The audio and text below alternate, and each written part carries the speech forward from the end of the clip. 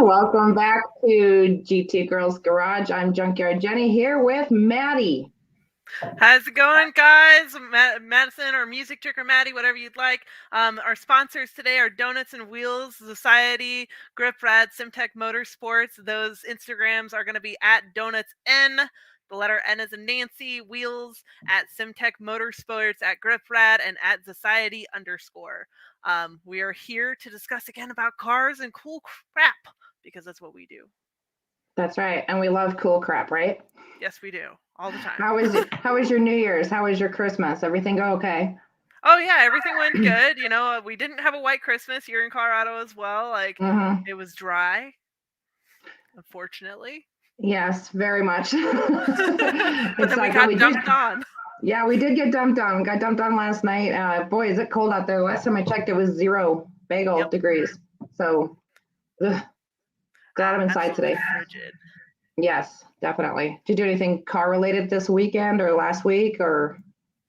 Not really. I kind of just stayed in. I worked on my dirt bike a little bit. Wanted to do some fine tuning with the suspension, get it really set up for the race season to come. I've lost a lot of weight this last year, and so I have to readjust my bikes constantly to adjust for my now lower weight, so that way the suspension's a little bit more stiff. It can handle or less stiff. It's softer, so that way I can still rip on it like a child. No, I know exactly how that goes. I ordered a custom fire suit last, when did I even order that? I want to say it was last spring. And same thing, lost a ton of weight. So when I was down in Vegas, I'm like, my pants kept falling off. So my mother-in-law is a heck of a seamstress. So I'm going to see if she can maybe take them in. I hope. I mean, I don't know.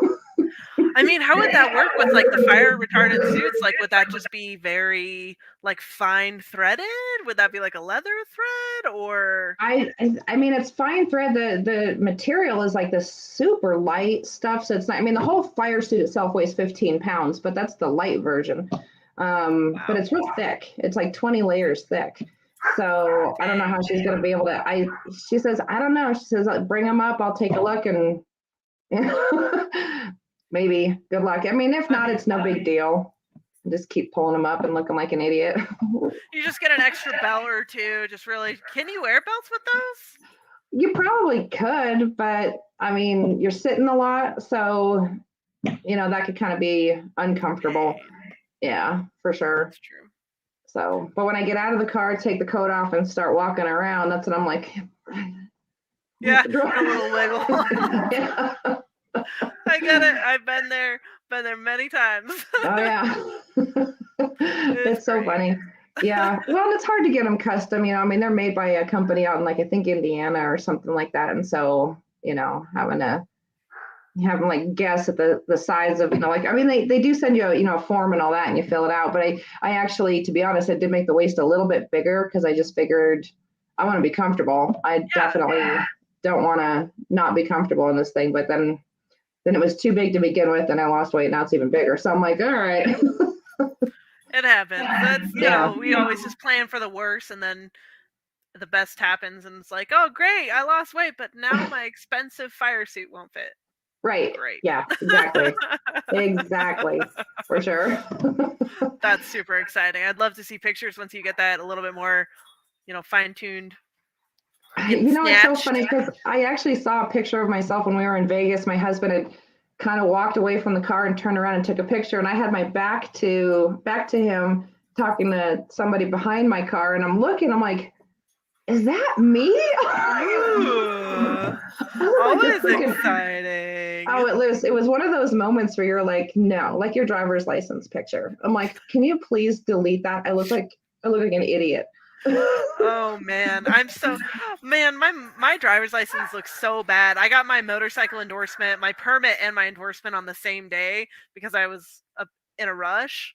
Yeah. And I was like hoping they could use the permit picture for my license picture because I went and did the test and I had helmet hair, my makeup was all smeared. I looked awful. And I was like, you guys can't use the picture I literally just took an hour ago, and they're like, nope.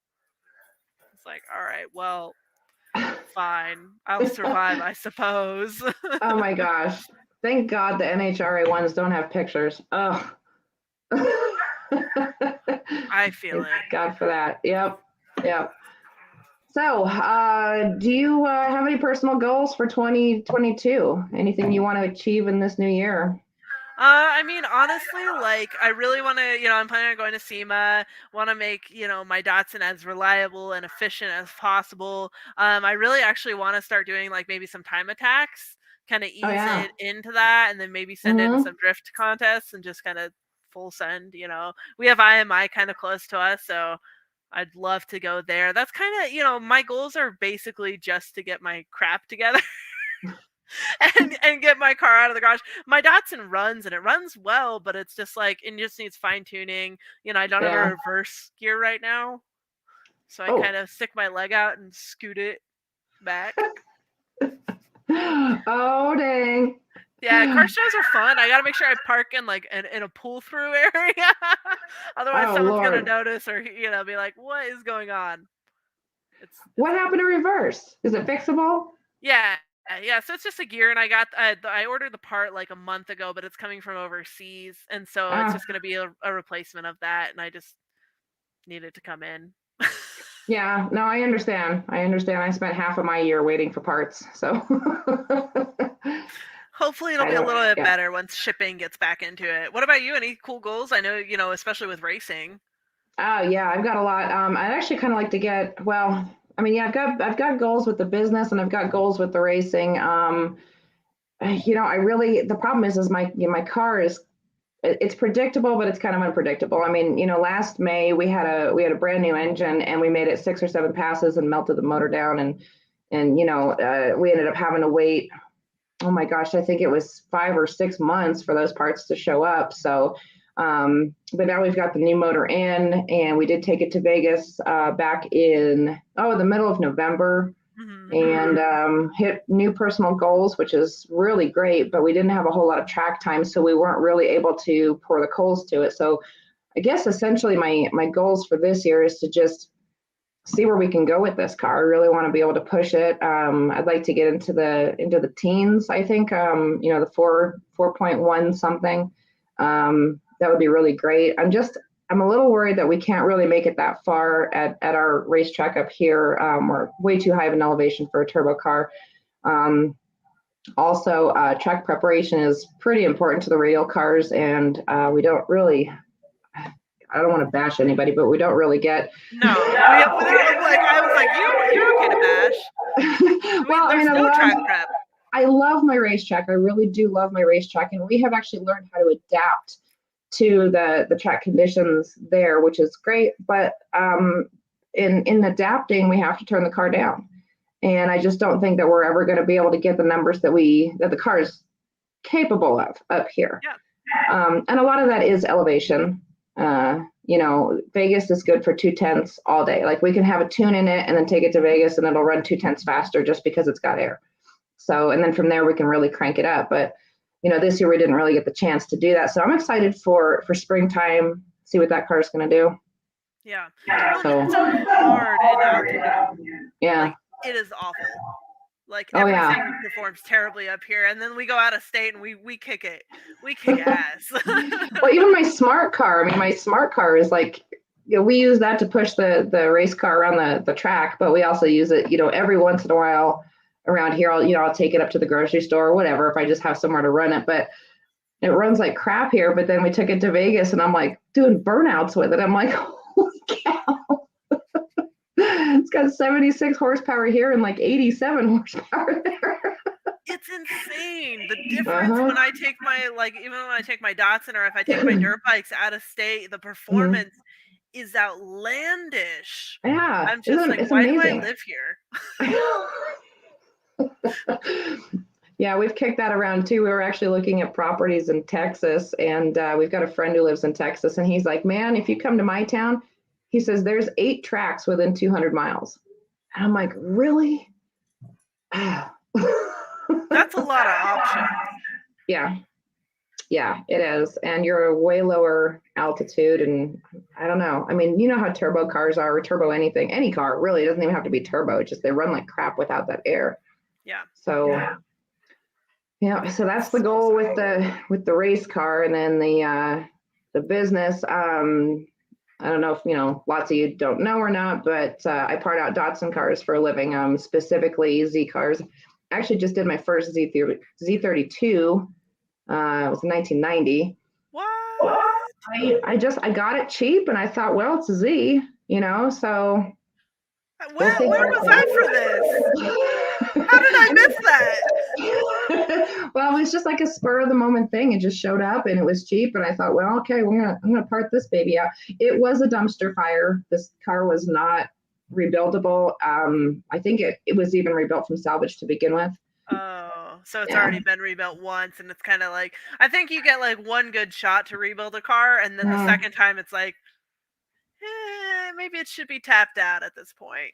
Yeah, and that's kind of what happened with this one. It was just, I mean, there was a lot of rust, there was a lot of repair, there was a lot of Bondo, and I'm like, man, this car is just not, it's not there. It had, broken latches and broken console pieces and stuff like that. I mean, there was some good stuff on it, but just definitely not worth putting back on the road. So, yeah, unfortunately, but yeah, I want to get some more cars dismantled and get some more inventory in. Really, inventory is my big thing. So.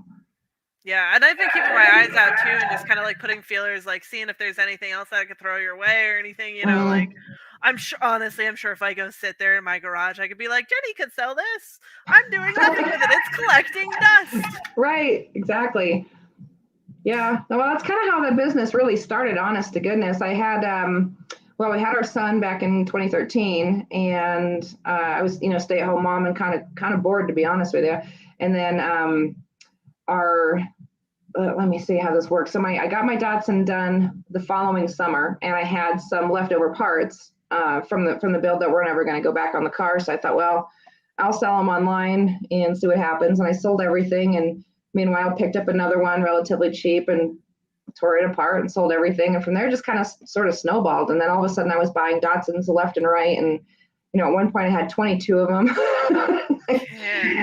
I know. Can't touch them for that anymore. It's a blast. I mean, I probably have 6 or 7 of them right now, all slated to be parted out. And these are not cars that are rebuildable. They are absolutely not rebuildable, I promise. I've seen some cars online that people have been rebuilding, and I'm looking at them going, why did you take this on? I mean, where do you get the time, the energy, the money? And, some of these cars that I get in are just like, ugh. You're going in the back. No one has to look at you. Yeah. I've got one of those. I've got a 75 it's a 78 280Z, and it looks like it came off the bottom of the Atlantic Ocean. I mean, I hate that car. I absolutely hate it. I've got it kind of sitting off in the corner. I won't pull a part off of it because I know I'm going to break something. Every bolt I've touched so far in this car is broken, and I'm like, all right, I'm just leaving you over here. You can rot there in your own corner. Exactly, and it does. It's rotting. Oh, it's bad car. For sure. So sad when that happens, but like you do run a really good business, and I think everyone in the Datsun community, at least, well, from what I know, the people in the Datsun community all kind of look for you for that kind of stuff, just because it is such a niche market.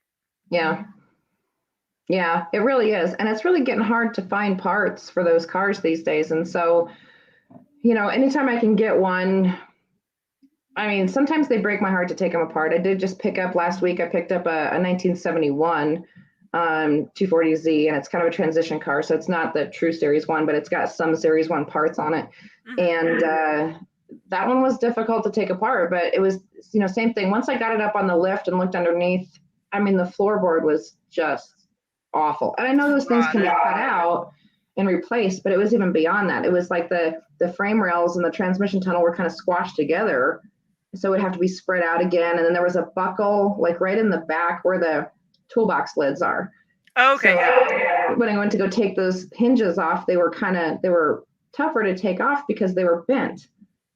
And you could see that there was like a buckle in the body there. And I'm like, this one's just beyond. It's just, there's nothing. And then there was rust and Bondo on top of that too. So, but that car will give life to, I don't know how many other 70 to 73 Datsuns out there that are going to need parts. So, donate life.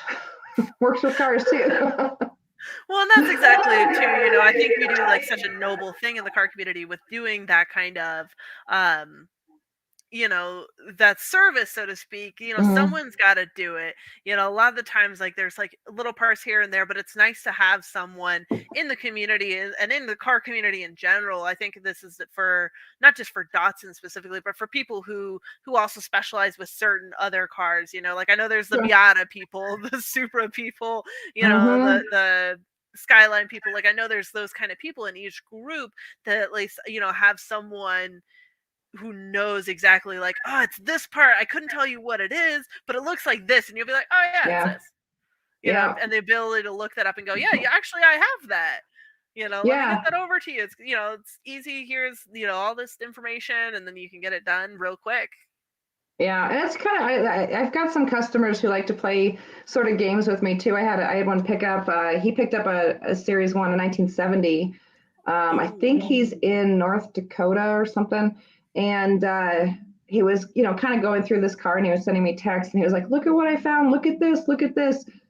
And then about midway through the day, he says, what the heck is this? And he sends me a picture, and it's kind of like a rounded piece of sheet metal with 6 screws on it or 6 bolts on it. And I said, that's the heat shield for I think it was the passenger side on a 78 280Z. I said, that's the heat shield for the rear bumper bracket. Oh my god! And he was like, how did you know that? I said, I just know. You're like, I've ripped these things apart so many times. He's like, what do I do with it? I said, throw it away. It's trash. You will never sell that ever.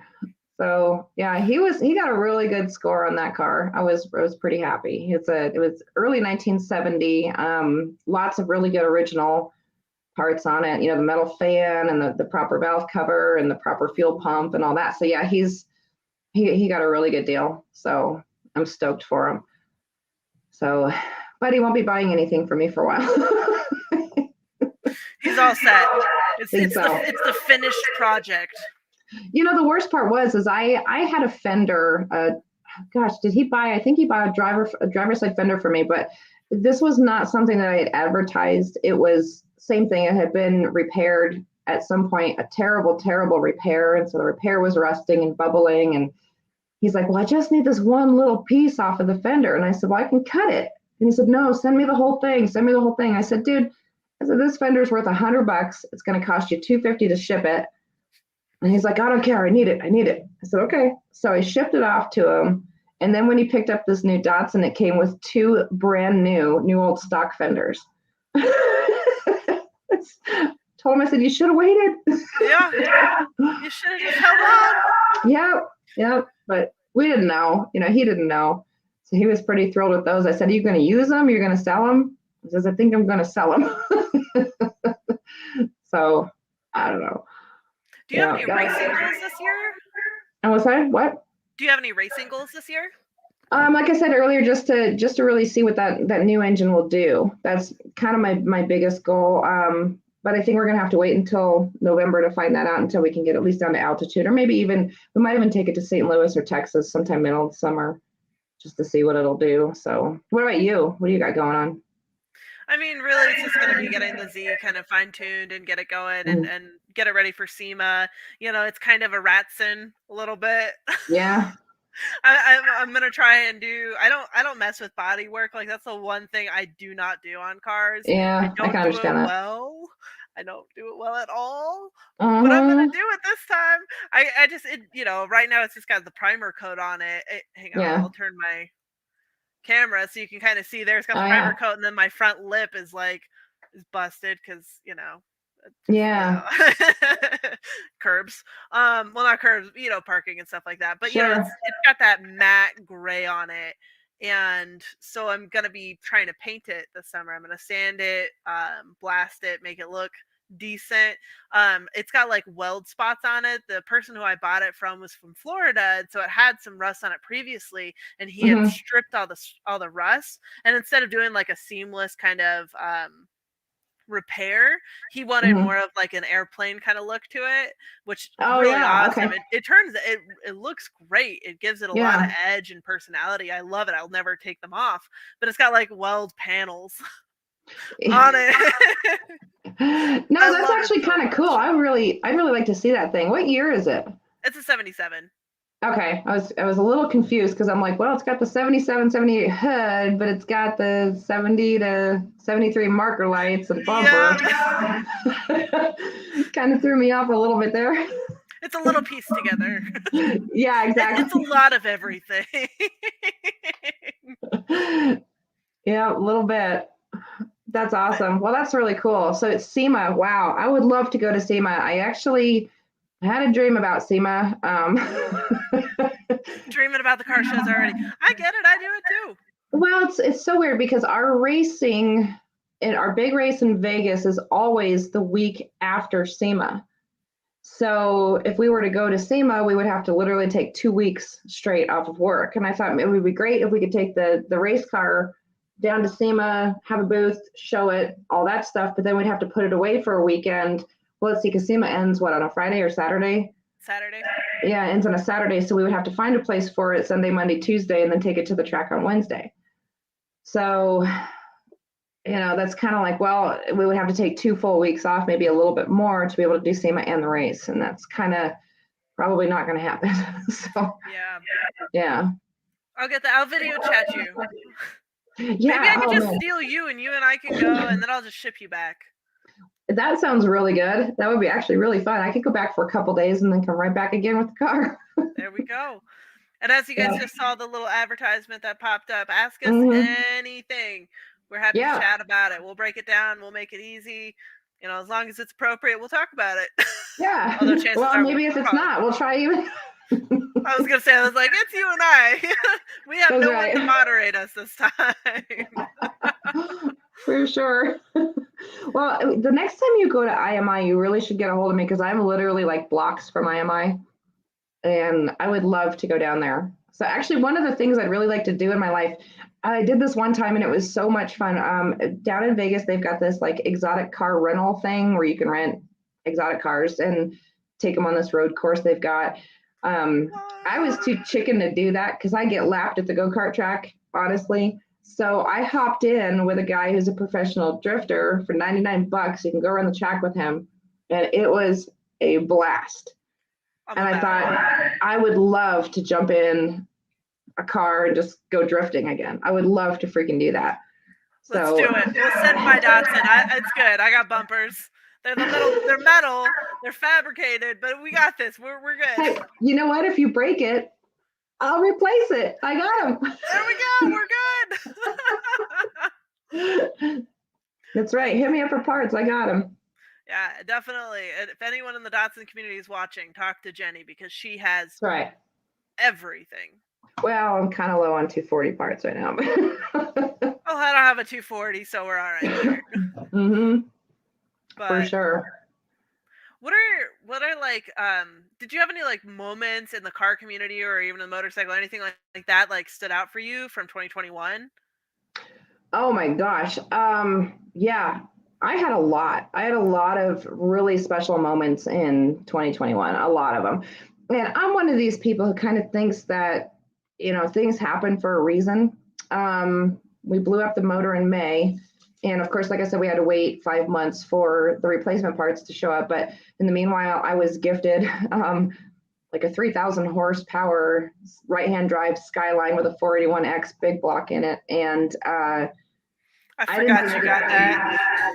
I didn't think I could drive that car, woman. I did not think I could drive that car. I was like, I mean, if you had ever seen this car go down the track, you'd be like, what is wrong with that car?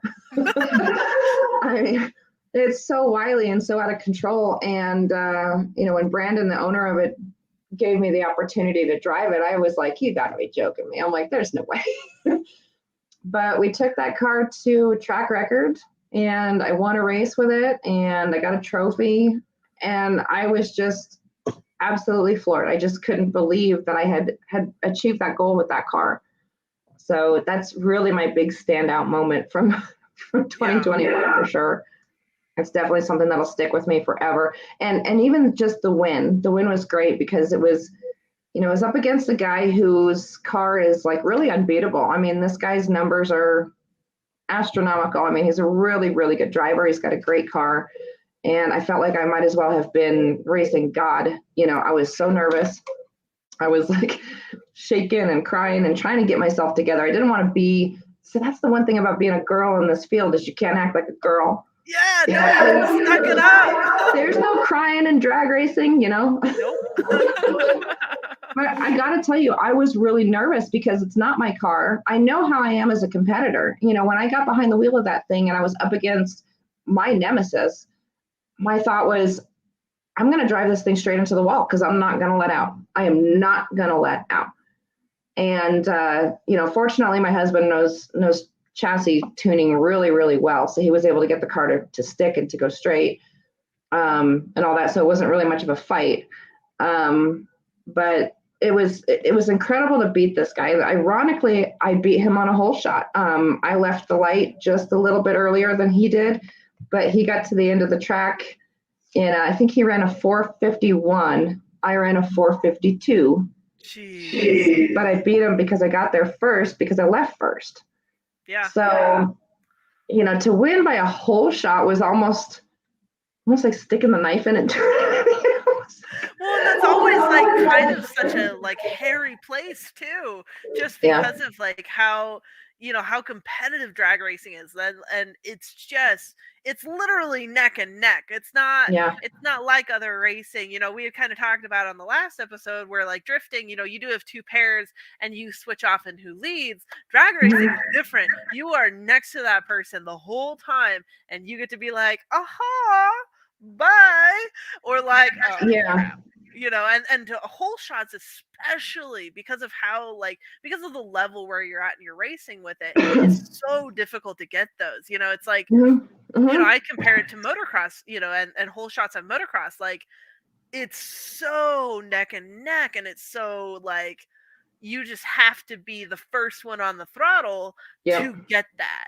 And it's an accomplishment, you know, like that's why there's awards for it, at least in motocross. I don't know if there's awards in it with drag racing, but like they're like hole shot awards, and it's just because it's so difficult to get. Yeah, unfortunately, there's no awards, but it's like it's kind of like your own reward at the end of the track. You know, you're like you look at the times, like when I went through and I lit the boards, and I'm looking up, and I'm like, you know, it takes your brain a second to register. You're like, wait, he was faster. Why did my lights come up? And then and then of course I realized, I must have beat him at the light. And it wasn't until I got the time slip that I realized I beat him by 0.0066. So, I mean, yeah. That's insane. It was insane. And the funny thing was about that particular race is that the car was malfunctioning. It was not doing what it was supposed to do. It wouldn't spool. The car would not spool. There was something seriously wrong with it. And the owner of the car and my husband both told me, they said, you know, you start getting on that gas before you even light the first bulb. You just start bringing that car up, bring it up. He says, because it's going to take a while. And in drag racing, when you light that first bulb, you wait for your opponent to light his bulb, and then you've got 7 seconds to light this one. And then he's got 7 seconds to light that one. Otherwise you time out.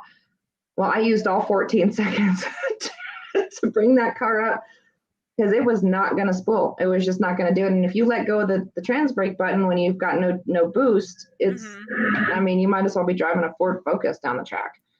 So, you know, I mean, I sat there and I was nervous and I kept thinking, I'm going to blow this transmission up. Scott, it's toast. Oh, it was great though. It was really great. Like, but like you said, we were neck and neck. I was looking over at him and I'm like, he's right there. Whose light is it going to be? And when mine came up, I just was like, you got to be kidding. I'm like, this is great.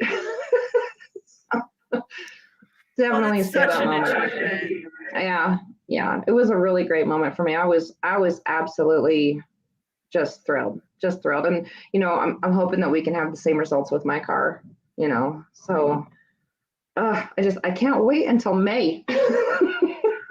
I know. Honestly, can we just get past this winter crap and just get Yeah, back to like warmth? I know. It's so funny because like this is the first time we've got snow since since this year at all. So now I'm like ready for it to be over. I know. I'm like the first snowfall of the year. Yay! Yeah, exactly. When we go racing? I know. When is it time to get out there again? It's ridiculous. I'm tired of it. Just Yeah. Colorado, man, it gets kind of crappy. Yeah, definitely. They're racing down in Brenton. I'm like, well, let's go to Florida for the winter. Yeah, that's what you need to do is start like getting a shop built down there, and that Yeah. way you can collect parts there and do that stuff down there, and then just keep like one person up here to do like the your Yeah. other inventory, and then just winter in Florida Yeah. and That'd be summer in great. Colorado. That's right. That would be great. What about you? Anything particular exciting happen this year for you? For me, not really. I didn't really do a whole lot of racing. I've been really honing in on motocross and trying to like get that fine tuned. Mm-hmm. Um, I've been working on my Harley. I'm trying to do like a stage 3 or 4 on it to try and get that a little bit of a gun. Mm-hmm. I'm used to racing like, sports bikes and crotch rockets and stuff like that. So it's like having a Harley being as slow as it is driving me a little nuts. So kind of stuff like that I've been really trying to work on. Yeah. This last year was just very kind of dull, I would say, so to Uh, speak, for me in a kind of a sad way. Went to a lot of motocross, like supercross races and stuff like that. Got to see a lot. Um, mhm. Watching these guys perform is just one of the best things in the world. But yeah, unfortunately, I didn't do a whole lot in 2021. Just kind of a meh Dang, year. that sucks. That sucks. But I gotta commend you. I can't do two wheels. I cannot do it. I don't know how you do it. I had a friend of mine years ago had a BMW motorcycle and took me up through, I'm sure you know where the Estes Park, up through, Yeah. Loveland and Estes Park and back down through Ned. And I'm like, mm-mm. I'm like, I mean, I was white knuckling the whole time. I didn't have any fun. I was so nervous. So No, I get it. It's not for everybody. yeah, definitely not. I mean, it's I don't know. You're brave. Yeah, well, and a lot of it too is like of my lack of activity has been just honing in on weight loss as I'm still continuing that and just trying to Mhm. like really get into shape because I don't think people in general in the community know like when it comes to like the racing aspect, even drifting, like Mhm. it's still, and I know for drag racing, like every pound, every it counts and it is exhausting. Like Mhm. let go of the motocross part of it. We can talk about cars about this because Yeah. it is a sport. People, I Yeah. don't think realize it. Like when it comes to even like the NASCAR racing and stuff like that, those are fit people. Yeah. Fit. Yeah. Yeah, they really are. And it's actually what we do at the beginning of every year before we get the car out to the track is we scale it. So we put it on scales and I get in and I'm wearing my fire suit, my helmet, my Hans device, my shoes, everything. And I just sit in the car and we scale it and we try to get, I think it's 56 and 44, 56 on the front, 44 on the back. Hmm. But then it's also side to side. The funny thing is that during a race, I can lose 5 pounds. Yep. So what we'll do is I'll cross the scale after every pass. And then once we see that first 5 pounds drop, then we have to make adjustments to the chassis. Well, we usually take a 5 pound puck and stick it on the left front of the car. And I know that sounds ridiculous, but it really does. That's part of chassis tuning is, the cars they have to be fine tuned. You got to keep them straight. The thing about my car and really about the Skyline too, but more so my car is that it tends to drive with the wheels up. So Okay. you got to be straight. I mean, there's no, when they say, oh, steer out of it, you can't. You're not on the ground. And so, the chassis got to be just perfect. You got to be lined up perfect. So when you launch and the car comes up, you're just going to power wheelie the whole 8th mile, and you got to be straight. So, 5 or 10 pounds, honest to goodness, can really throw the chassis off. So yeah. So you gotta constantly make those adjustments. So yeah, I know exactly what you're talking about. And it's so finicky with everything, at least well, drifting is a little bit more lenient with it because I don't, obviously I don't have to go straight. The whole point is to not go straight, but you still want to be able to adjust for that weight difference because there's still a balancing effect, especially on a stripped car. Like my Z is very stripped. I don't have carpet. I don't have anything. Like it is a naked race, car. That's why that's how I've wanted it. That's how it's been made and fine-tuned. Like that's just the purpose of that car is to get that, and so I want to be fine-tuned to match my fine-tuned car. And kind of circling back, before we got on here, we were talking about getting sponsors and stuff, and like how that's such a, kind of relating back, being women in the industry, like you have to be these young, fit girls because of what we're feeding into, because it is such a male dominated area. Right. And so like you have to have this physique that I sure shit don't have. I'll get there, but I don't have that, but you need almost sponsors to survive as women, Yeah, not only survive, but I mean, even progress, I mean, that's one of the things my husband and I were talking about. As we discussed the last episode, my goal is to be the fastest woman on small tire. After a little research, I figured out that there is another girl out there she runs Radial versus the World car, which is still a small tire drag car, but they're kind of a pro mod. It's not really a steel door car like mine is and all that. But I mean, I'm not trying to throw this girl shade or anything. She's absolutely fantastic, but she ran, I think, a 4 flat at 200 miles an hour. And my car's not going to get there. Not with the motor that I've got, not with the chassis that I've got, I'm still running steel doors. I'm running all glass. I really kind of need more of a fiberglass body, fiberglass doors, something. I could still run a steel body door car, but to get my car to where it is, I'm looking down the barrel of probably a 481X motor, maybe with twin turbos. And that's out of my reach. I can't do it. And it's unfortunate because we've pushed our car so far. We might get into the teens with our car, but we're certainly not going to get into a 4-second, 4 flat or high threes with this car. And to be honest with you, we're not made of money. We don't have sponsors, and there's no way that this car will be able to do it. So without sponsors, we're not going to get there. Yeah. Which is unfortunate. And that's the thing with racing. Like, if you don't go into it with a ton of money, you really end up losing so much opportunities because you're obviously like, I've always admired you and your ability for racing because that's beyond me. I don't got balls for that. But like, it's such a unique thing that it's so hard to finance. I don't think people realize how expensive it is getting into cars. And my advice for any young car girls who are out there, like, be prepared. Yeah. It's gonna eat your wallet. Yeah. And you're gonna hate it, but you're also gonna love it. It's gonna be a little like a little abuse that you're like, yeah, I'm into this. So, but it's just, if you don't have the sponsors and you're not rich as Roosevelt, like, it is so hard to build to your full capabilities. Because for me, I totally believe that you could run, high threes, even mid threes. Like you are that talented of a driver, but you just don't have the funds to kind of get there. So like that's the importance of doing like the sponsorships and reaching out there and putting our names out there and our faces out there and kind of leveling out the car community a little bit.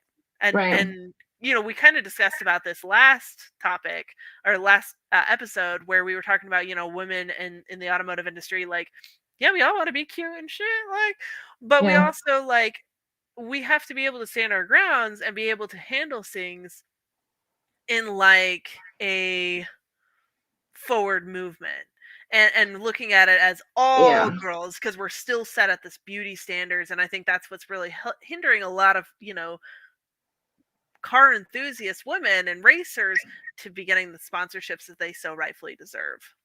Well, yeah, I definitely agree. The one thing though that you touched on is that this is something that, you can't just take any, these sponsors can't go out there and find a hot chick who's in a junior dragster, or who's in, her daily driver doing 10-second passes or whatever, and be like, hey, I want you to be the fastest woman on a small tire, and throw her in one of these cars.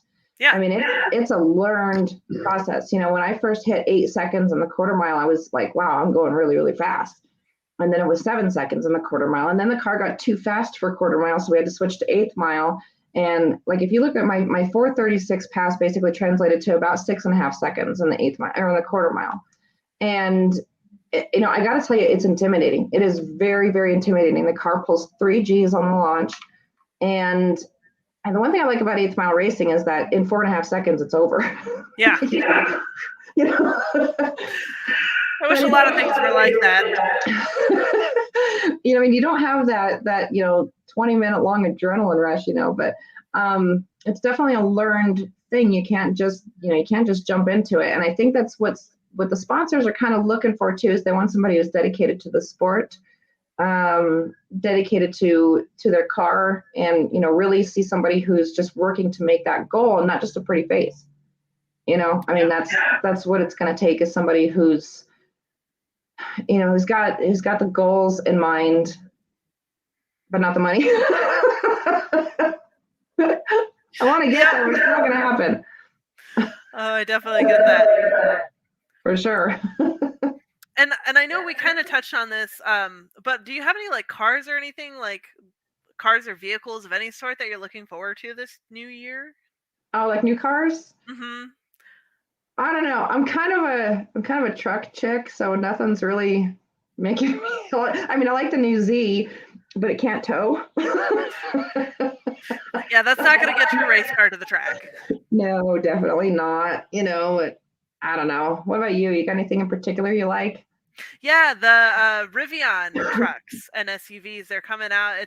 It's a pretty like nuance. I didn't hear about it until a week ago that they were even a thing, and they're an electric vehicle. So you have an electric truck and electric SUV that are coming out this year, and you can like pre-order them, you can customize them, you can build them, you can get all of this. Like, I am astonished with the truck. Like, really? It is. What's it called? Rivian? I'm gonna have to write that down. Yeah, here, I'm gonna send a link here in the chat for everybody, even our viewers can kind of check it out. Oh wait, maybe I can't. I think I could just comment out. Well, it's a Rivian R, Romeo Indigo Victor Indigo Alpha Nancy.com, and they are just astronomical. Like, the truck has towing up to 11,000 pounds, which is already like, yeah, that's better than that's better than the Tundras. Like, yeah. That already wipes out Yodas, and you guys know me, I'm a Yoda person. 0 to 60 in 3 seconds. Like, the powertrain is insane and this is an electric truck. I know Tesla was kind of talking about coming out with something like this, but this, Rivian actually did it, and they are stunning. They are absolutely stunning. I'm gonna have to look into that. They got like even like customizations that you can have, like the sides of the truck. I know, like I want to say like the F150s have it where it slides up and there's like a compartment. Well, this has compartments like right behind the bed. Cool. And it's just like, and so you can pull out one of like the configurations you can get is like a whole camping setup with like a stove and stuff that's already plugged in. They've got insane range. Like, I think you can get up to like 400 miles on the range on it. And I'm just like, for an electric truck, like, I need one. Yeah, definitely. But the funny thing is I'm sitting here listening to you talk about this, and I'm like, all right, should I buy a new truck, or should I get that 481X with the twin turbos? Jenny, I already told you, if we get married, I got you. I'll get the truck if you want that. I'm sorry, audience. I'm a flirt. Jenny's my. No, it's okay. We're in Colorado. We're allowed to talk like that, I guess. Yeah, we are. It's legal here. Is it? I think so. No, actually, that would be a really, really cool looking, really cool truck. Actually, I'm we just bought a brand new dually. Well, not brand new, it's a couple years old, but we needed it. We needed it to tow that trailer, and the payment on it is killing us. But But it's yeah. worth it. And dualies are so versatile and they're so Mhm. reliable, and you know what you're getting with a dually. Yeah. Um, they're just good. Is it a Cummins? No, Duramax. Still. Yeah. No, well, it's great. It's got this, so it's got an engine brake on it, which is fantastic. I mean, usually they always have the tow haul mode, but this thing's got an engine brake on it. And when we were going down the Eisenhower Tunnel, we clicked it on and let's see how this engine brake works. And it dang near stopped us going down there pulling a full trailer. Dang. So I was like, this is great. I mean, we can't even tell the trailer's back there. So it's definitely worth it. So, and we did look at brand new ones, but they're just not that comfortable. Yeah. This one I had 8,000 miles on it, so it was kind of broken in, but it was definitely a good purchase for sure. So we'll probably keep it around for a while, but it always is kind of fun to look at new cars and kind of have that little, what if And you and I are both very old school kind of people. Like, even looking at the new truck, even though I'm like, yeah, I could totally do that, I'm still like, but do I want something new? And especially with the car market right now, I don't know if anyone has been out looking. It is horrid. It is horrid. I used to do car sales and I was like, there is nothing. The pickings are gone. If you want anything, you've already missed your chance. Like, you got to wait until they restock, until the chips, and catch up. Because it is awful. Well, I took my truck in before we went to Vegas. I took it in for a couple of recalls that were nothing major. I just kind of blowing them off. And I thought, well, I'll take this thing in and, just have the recalls taken care of and just kind of have it looked over, make sure everything's good to go. And they actually offered me about $7,000 more than I paid for it. Yeah. And they were like, well, we really like to buy the truck. And I'm like, well, what am I going to do? I mean, I'm not going to go out and buy another one, so it just blew my mind. They were just asking me, can we buy your truck back? No. Well, and that's the thing, is like, if you end up buying or selling it and doing the trade-in, it's a double-edged sword. Because if you go in and you're like, here, I'm going to trade in my truck, I'm going to go ahead and get a brand new 2022 Rivian, like, you're going one end or the other, it's going to get bent. Because they will go ahead and buy your vehicle back for, I've seen offers of like 10 to 15 over what people paid for their vehicles. Right.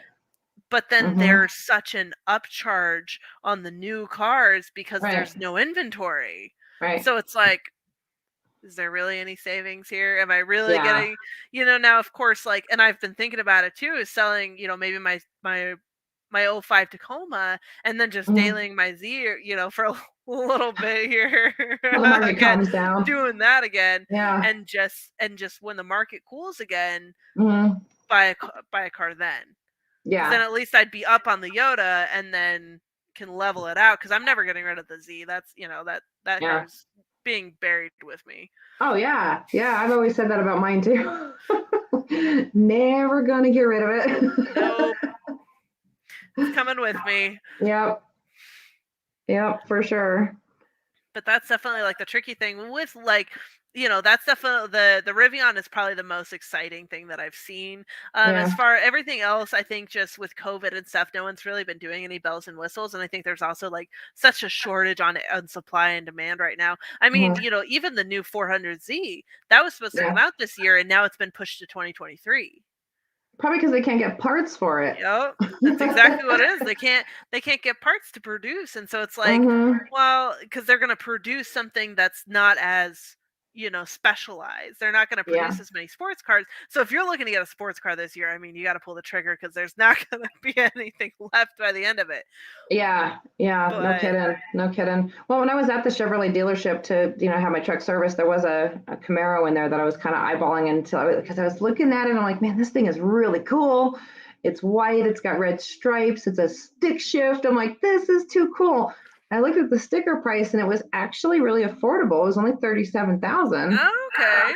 But I'm like, what's the trick? Why is this one so cheap? And I start looking and I realize it's a 4-cylinder. No. No. Never mind. Gosh, that's always the biggest disappointment where you're like, why? Why is this so affordable? Yeah, I did that with my Tacoma too. I bought my 05 Tacoma for $5K from a friend who is, now granted it is still 4-wheel drive and it's still a Yoda, but like, it's a 4-cylinder. So going up hills, I'm like dying, and I don't even ask me to haul anything. I had to haul a horse trailer, and I was like, oh my gosh. I thought it was gonna overheat and die. I thought for sure I was gonna kill it, but no. I mean, you know, it's a Toyota, so it's gonna last forever. But it's like I had no power. It was gutless. It's alright. It's gutless without a trailer, and then you pull anything with it, and it's like. Well, you know, I've got an 03 that's got 300,000 miles on it. It's like my Datsun hauler. I have a little flatbed trailer that I haul with this thing, and that's what I load up the Datsuns on when I go get them. And it's kind of getting on its last legs, like it doesn't want to tow. I mean, even when I put the empty trailer on it, it's like, are you kidding? Like, are you sure? Yeah, exactly. It's like, I think I can. I'm like, oh, come on, please, just one more tow. Just one more, just a little bit. Exactly. Yeah. But I don't know. I think that new truck definitely sounds like it would be something that would be relatively strong, I would think, you know, and be able to tow real well and all that. I wonder if I could haul my trailer and, you know, be loaded with the race car and the smart car and all the equipment and all that, and still, I'm sure it could haul it, but how would it do for engine braking coming down that other side? That's what I'd be curious to see. That would definitely be something I'd want to play with and like see how well it is. But I mean, just from what I viewed on the, you know, they're just going to be great. I think I'm going to buy one. I think this is the decision I've come to, is I'm going to sell the Yoda and buy it, because you know what. I would love to see it up close and personal. I mean, if money was no object, I would be all over it too. That's a really cool looking truck. I just looked it up here. That's a really neat looking truck. And you know, if money was no object, I would definitely do that. The problem is, like, you know, like I said with my race car, I'm like, I feel like I'm always chasing my tail. You know, it's like stuff I want versus stuff I have. You know. Yeah, definitely. Quick topic change here. So, like. Sure.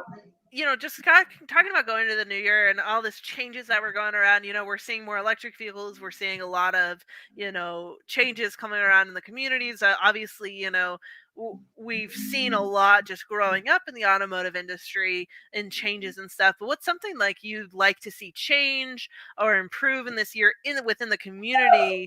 And how can we kind of assist with that, like in our positions and where we're at? You know, that's a really good question. Not really something I've thought about much. You know, I guess it would depend on exactly what kind of thing we're talking about. I guess what I mean by that is, like, when we were at our race in Vegas, we had some issues with the racetrack itself. We had a lot of people who were doing giant wheelies and then smashing down on the track, busting their oil pans open, and then dragging oil all the way down to the other end of the track. And that's a 2-hour cleanup every single time. So, you know, it's one thing that us, I mean, there was a lot of cars there, though. I do got to say, I think there was somewhere in the neighborhood of 300 cars on the property. So, yeah, so we were racing until 2:00 in the morning on Monday. And the only reason we even ended the race at 2:00 in the morning was because it was getting too cold.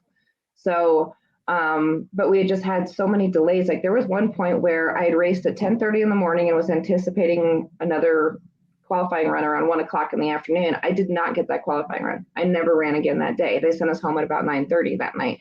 So I would say that definitely improvements needed to be made at the track for that kind of thing. I would think that in drag racing, definitely the most important thing, I think, and it's not even just for track preparation, it's also for the driver's safety as well, is I think every car should have an engine diaper on it. And I don't care if you're a 12-second index car. You know, if you're going to do a wheelie and slam down, it's not even just the cleanup. We had a wreck back in 2016 where, you know, our engine blew. And of course, I made a huge mess of the track. But what had happened that was more detrimental was that when the engine blew, we did have a diaper on, but it folded over the front of it, and all that oil, all that antifreeze came flying. Yeah. And so then what happened is it came to the back and hit the tires. So now granted, my husband was driving when this happened, he pulled the parachute right as this all happened. It lifted the back end of the car up, all that oil got under it, and he lost control and slammed into the wall at 135 miles an hour. Yeah. So it's not just about, it's really got to be about driver safety too. There were a lot of things that I saw at that racetrack where the cars were going fast enough to where they needed certain types of roll cages or certain types of Hans devices or certain types of engine containment, and they didn't have it. And I think these are things that definitely need to change. I think safety should become a very big topic for next year and any kind of racing, drag racing, circle track, anything. I think it's really important for sure. So that's something I would like to see change. Well, and especially as we are building these stronger, better, faster vehicles, we need to up our safety game. I completely agree, especially when it comes to cages and stuff like that, and those safety features that are so valuable. I think safety is kind of something that has almost been pushed aside, and I think that's the same, across all industries when it comes to these kind of high-speed sports, is we've kind of been like, oh, well, we're just doing the risk. And forgetting about what kind of risk we're taking and letting it go. And especially drifting when it comes to cages, like if you have a half cage, like you better not be full sending that, because you are going to roll and you are going to really see some damage on it. I want to say rally may be the only sport that really does enforce a lot of the safeties, but at the same time, why isn't that translated into other other subgenres of cars? Because so I was just going to ask you too, is like in the drifting field, like if you were to go to an event, say at IMI, is there a tech person who's going to look your car over and make sure that it's got all the safety features it should? Oh man. Nope. They will say, roll down your windows, your helmet has a DOT certification, you're good to go. Wow. See, and I mean, in drag racing, we've got, I'm not going to name the track, but I will tell you that something that happened this year, that was, a little freaky to me, was that, we have to have our roll cages certified every 2 years. And that roll cage is based on SFI ratings. So you've got your 25.3, 25.1, 25.5. There's all kinds of different, based on how fast you're going in the quarter mile. Now, this does not translate to eighth mile cars, which it really should. But the track that we went to never checked my SFI ratings on my cage, my bell housing, my flywheel, my fire suit, my helmet, my restraint device, my window net, nothing. The car was never even looked at.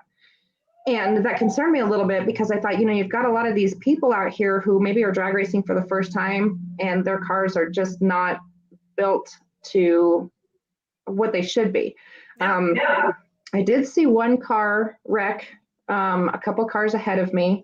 This car bounced off of the wall 5 times. And later when I saw the in-car video, I realized that the car only had a 10-point cage. The driver was not wearing a neck device. I don't believe there was a window net. And I'm just like, you're putting your life at risk out there. My car was built, when we were running 8 seconds, my car was built for 6.5.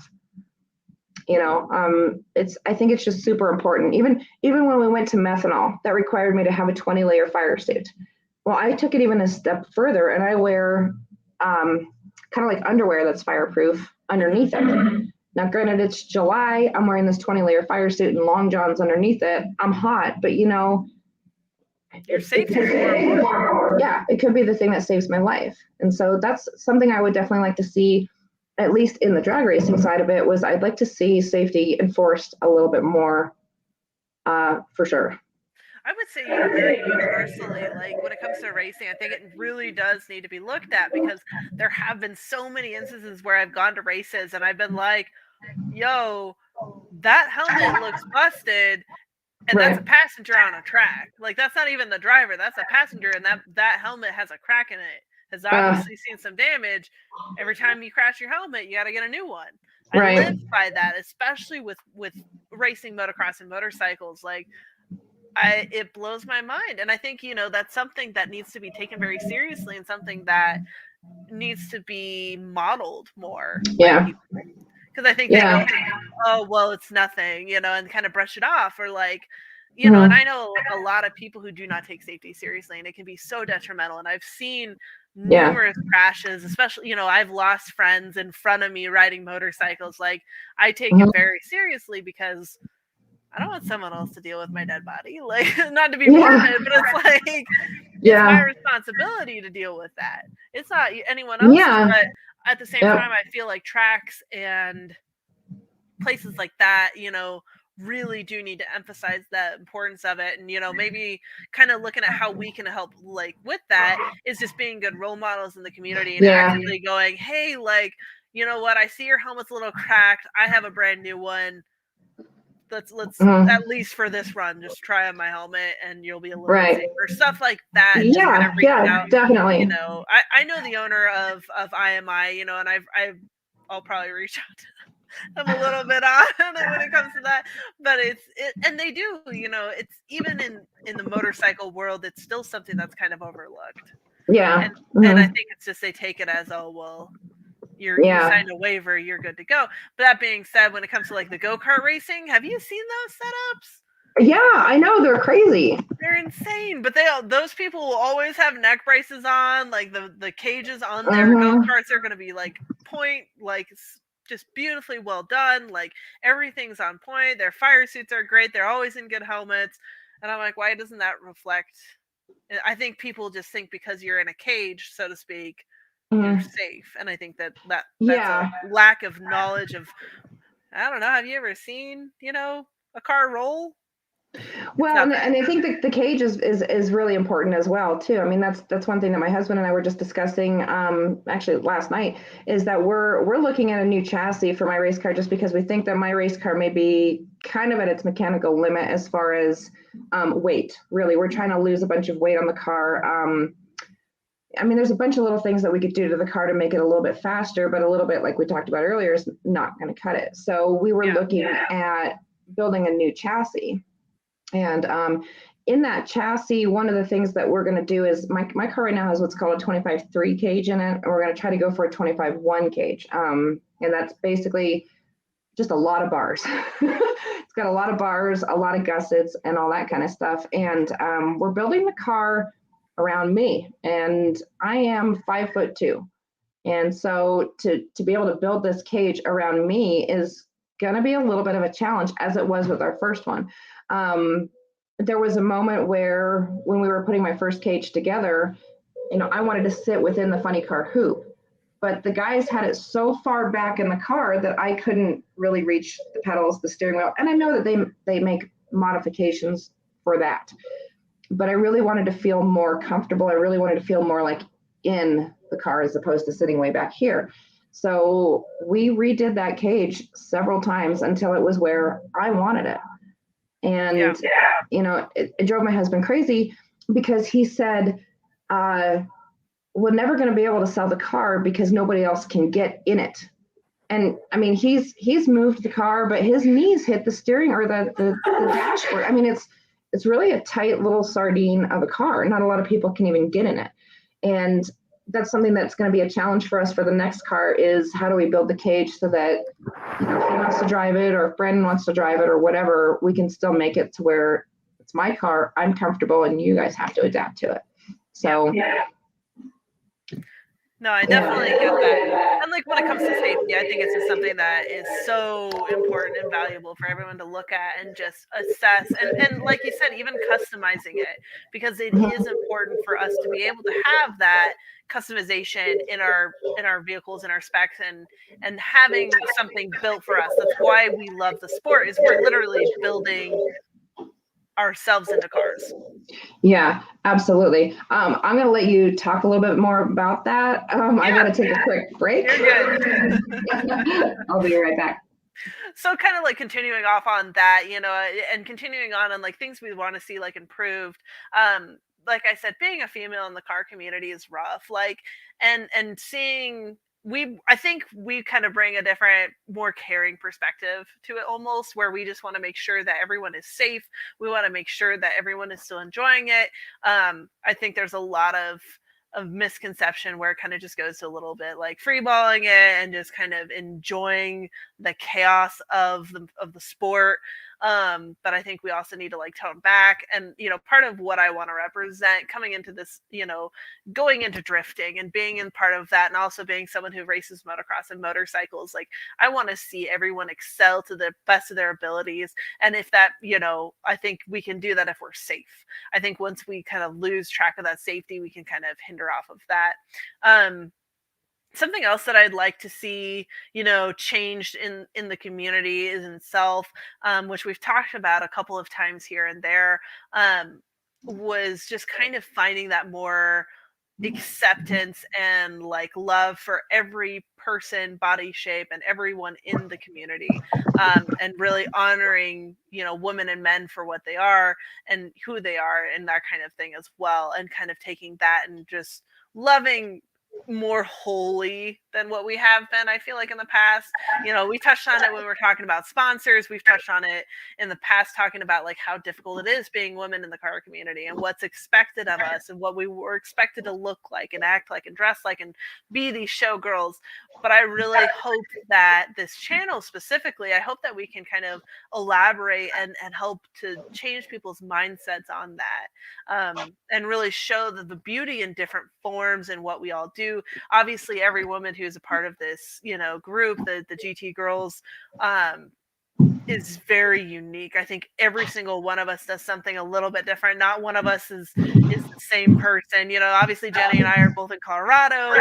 We both love our Datsuns. We could talk about them forever if you let us.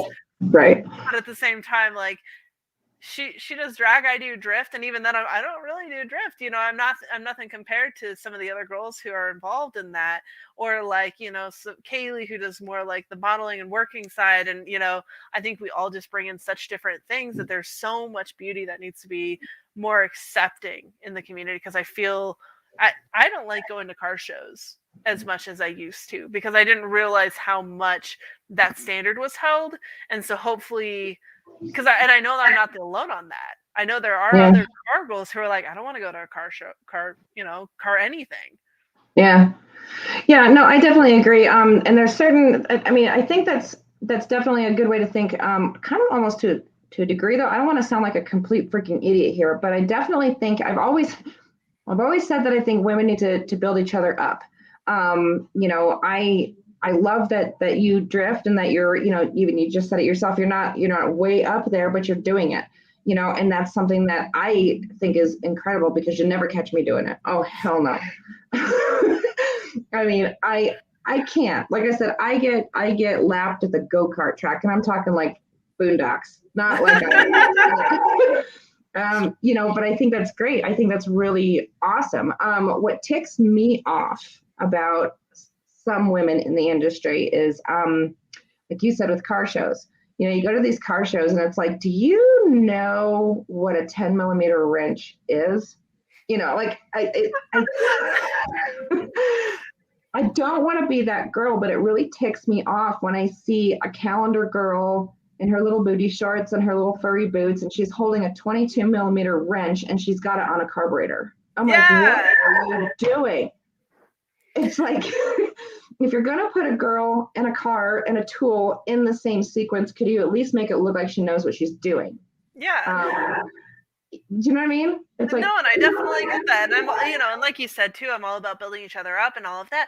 But it's like, it's sometimes those women, and I try and be a very teachable person and try to teach others what I know, things, that maybe they don't. And I feel like this is also like, kind of leading into teachable moments with people and being like, hey, like, let's sit down and let's talk about what this should be, and kind of looking at, but at the same time, that's such a hard thing to do, because a lot of those people just get paid to stand there and look pretty, right? Which is no shame. Hey, if I could get paid to look pretty, more power to them, because frankly, turning wrenches sucks. Exactly. I mean, it's so funny when I first started turning wrenches back when I was 15, 16 years old. I mean, I thought it was the coolest damn thing until I started doing it for a living. And then I'm like, oh God, do I have to do this? I really don't want to. This morning, so I had that 71 in the shop, and I knew that I needed to cut the A-pillars off of this car. And I'm like, I don't want to do it. I do not want to do it. But I remember a time when it was like cool. Like, I'm going to go out there with my Sawzall and I'm going to cut this car up. And now I'm like, I don't want to do it.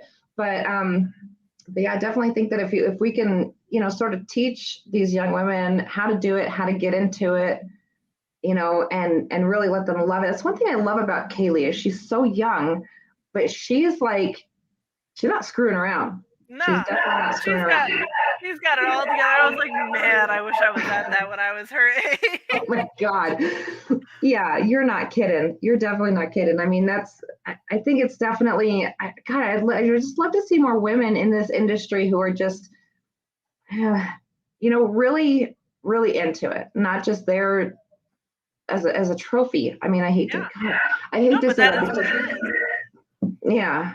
Yeah, I know. It just, not to say everything's for the male gaze, but it's a huge part of it. Like, all right, then I want to see some boys in some bikinis out there washing cars and holding tools the wrong way. I want to see someone with a plumbing wrench, on top of a header, like something like that. Now, granted, I have taken a plumbing wrench to a header, but that's a different story. I can get that off. But it's kind of one of those, like, I agree. I think there's such a trophy aspect to it that I think we can really start to change that within the community as we start to accumulate more females in it, where we can start shifting that mindset of like, okay, maybe we don't need the flag girl in her itty bitty teeny bikini, because some of us are not itty bitty teeny bikini wearers, and just starting to like love or at least get models who know something about cars. Yeah, definitely. One thing that there's an opportunity up at our home track here, Bandimere, that's I think is really cool. They do have, and I'm on call, but I've never gotten a call, which sucks because I really want to do this. But they have this like sort of a mentorship for women who want to get into drag racing, but who are intimidated by it. And I get it, because they don't want to go out there and embarrass themselves or, feel like, oh, this is such a male dominated thing. They're going to see me in the staging lanes and they're going to point and laugh and all that kind of stuff. But they have an opportunity where I can go out there and like mentor people. I can jump into the passenger side of, say, their Prius and just be like, okay, I'm going to teach you how to stage the car, but I'm going to do it from the passenger seat. And you're going to do all the work. And then this is where you exit the racetrack. And this is where you get your ticket and, all that kind of stuff. And I remember the first time I took any car down to Bandimere, it was my Datsun. And it was a Wednesday test and tune night. And I had no clue what I was doing. I jumped into the staging lanes and they're like, where's your tech card? I'm like, I didn't know I needed a tech card. Yeah, you got to take your car through tech. Oh, I didn't know that. I mean, I was thoroughly embarrassed, and I thought, man, it would be really great to be able to just have a girl call me and say, hey, Jen, I want to drag race. Okay, well, let's go down to the track. We'll tech you in. We'll get your helmet and, get you going down the racetrack. Because, it is intimidating when you're sitting there at that stop sign and you're next. And you're like, I don't know how to light up the tree. I don't know how to, what do I do when I exit? I have literally I've never seen a man do this, but I've seen a woman do this on more than one occasion. She gets to the end of the track, she passes the quarter-mile mark, and she pulls over. I'm like, get off the track! Just kind of cracked me up, like, oh, she doesn't know where to go, And I get that because I didn't either. I literally had to sit there and watch the cars go up and down the track to figure out, okay, where do they exit? Then once you exit, where do you go? What do you do? So, but I would love, that would actually really be, if I could get paid to do it, that'd be great. But I would totally volunteer my time to go there on a Wednesday night, test and tune, and just get some women behind the wheel of their cars and, get them. And if they don't like it, you don't have to do it again. Yeah. Well, and maybe something too. Like I'm definitely not as skilled as a drifter as I should be, but something that I could maybe offer too. Maybe that's something we can look at as just doing some volunteer stuff. But is offering, I'm an AC certified master tech. Let me show you how to wrench on your car. Yeah. We'll come out to the shop, like we'll go through. I'm going to try and just give you a little bit of lessons here and there. And I've actually been thinking about doing a little YouTube channel about it, like teaching women, especially because my goodness, I know because you're 5'2", because you're petite and adorable and I love you. But like when you get something and you just cannot get that bolt off, it doesn't matter how hard you try, and just using different leverages and showing women how to do that, or like, hey, at this point, you may want to grab some WD-40, and if that doesn't work, get the torch. Like, yeah, no, exactly. And actually, if my shop was like, I've got this beautiful shop. I've got a couple of lifts in there, and I would love to do like a weekend. Hey, girls, come bring your car. We're going to show you how to change your oil, or even just changing a tire. A lot of people have lost that skill, and if a woman gets a flat tire, I would hope that they would be able to be like, hang on, kids, let me just go get the spare and change the tire and just be done with it, and not having to rely on their brother or their dad or whatever to be able to do that. Or stuff like that. Yeah. I mean, but it is a pain in the butt. I've gotten a flat tire on I-25, in the wind on my old Scirocco, and it was like, oh, geez Louise. But then I got the God, what did we call it last time? The mansplaining. So there I am. I'm getting my spare tire out. I'm getting my jack out. I'm getting my lug wrench out. I put the jack under the car. I get it to where it's just touching. And a man pulls up and he says, you got to break them lug nuts loose before you raise the car up. You think? Yeah. Every time without fault, every time on the side of the road, someone comes up, ma'am, do you need help? Like, I have a Datsun tattoo. I think I know more than you. I'm not even like that. Like, I'm so salty. I'm just like, no, I'm good. Thank you. Oh, yeah. I know. You're just like, dude, come on. Oh, that's why the tire's spinning around in circles. I thought if I put the e-brake on, it would. Oh, my God. I thought E was for excess. I don't know. Couldn't tell you. But that's a huge part of it. Is it really, there is such a lack of that support for women. I'm sorry, I feel like everyone should be able to change a tire, do an oil change, put air in their tires, check their fluids at least before even car ownership. But that's just my opinion. Yeah. Well, it's something my husband pointed out, a really funny meme that he saw on social media the other day. He says, look at this. And it was so funny. It said, 40 years ago, your owner's manual taught you how to adjust the valves in your car. The owner's manuals these days warn you not to drink your battery fluid. Like, somebody out there. I know. And I'm like, I remember one of my favorite cars that I ever had, and please don't laugh at me, I loved this car. It was a 2004 Pontiac Grand Am. V6 automatic. I love Ram Air. It was red. Oh my God. I loved that car. I'm sorry. You said no to laugh, and I'm really struggling. I loved that car. It was the first car I ever bought brand new. But when I got it, I thought, okay, I'm just going to take all the fluids out of it, put all synthetics in, and just be really neurotic about changing my fluids when they're supposed to be done and all that. Oh my God danged if that thing did not have a transmission dipstick. And so I consulted the owner's manual. I'm like, where is the transmission dipstick? And it said on it, and I quote, there is no dipstick for the transmission because if there is a problem with it, it needs to be serviced at the Pontiac dealership. And I'm like, I can't even check my fluid. What? Like, what happened to preventing a problem? Like, okay, my car's not shifting, right? Maybe I need to put tranny fluid in it. Well, you can't.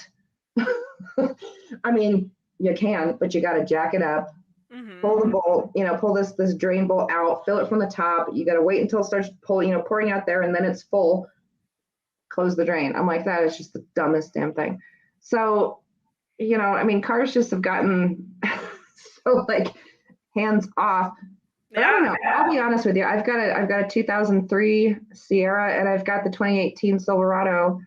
And if that check engine light comes on, it goes to the dealer. Yeah. Sorry. Well, and I mean, and the diagnostic tools, which, and I had a couple of them. I had a couple of Nissan, and I had a Nissan, a BMW, and then um, I had a Toyota of the dyads, just Mhm. specific from dealerships that I acquired. Legally. But because I was working with because I was going to be an ASC going to be a mechanic. I was Yeah. going into it. I got my ASC certified master tech, wanted to do this with it. And so I was buying all of the diodes I could get for everything for diagnostics, but like, my goodness, even that is a pain in the butt. Like, having to plug that in, then going to Michelin on demand or whatever, and just pulling it up, running the diagnostics, going, okay, there's this. It's the technology behind cars is outstanding. I love my Datsun. It's so easy. I just lift it up. I'm like, I see it. It's right there. Yeah, That's or at the least, problem. Yeah, I mean, and that's the funny thing too, is like, at least with the Datsuns, you're like, oh, I know exactly what's wrong with it.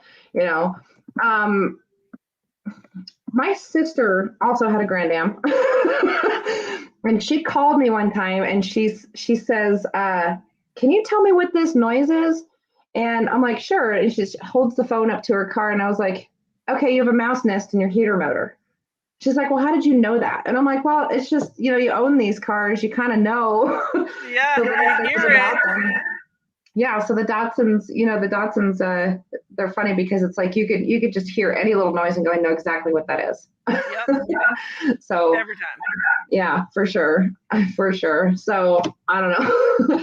Well, I guess I could segue into the next question, which I've got for you, is what is the worst car you've ever had? Or what is the worst car you think? Okay, answer that. Either what's the worst car you've ever had, or what is the worst car you can think of?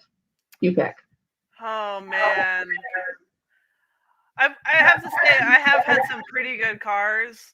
I've had Datsuns most of my life. And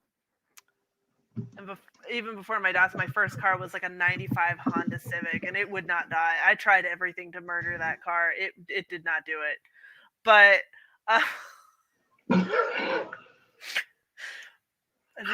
you guys can tell my dogs are very, very relaxed.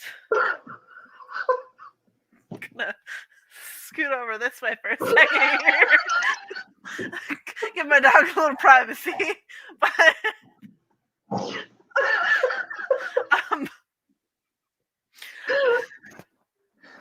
I can't.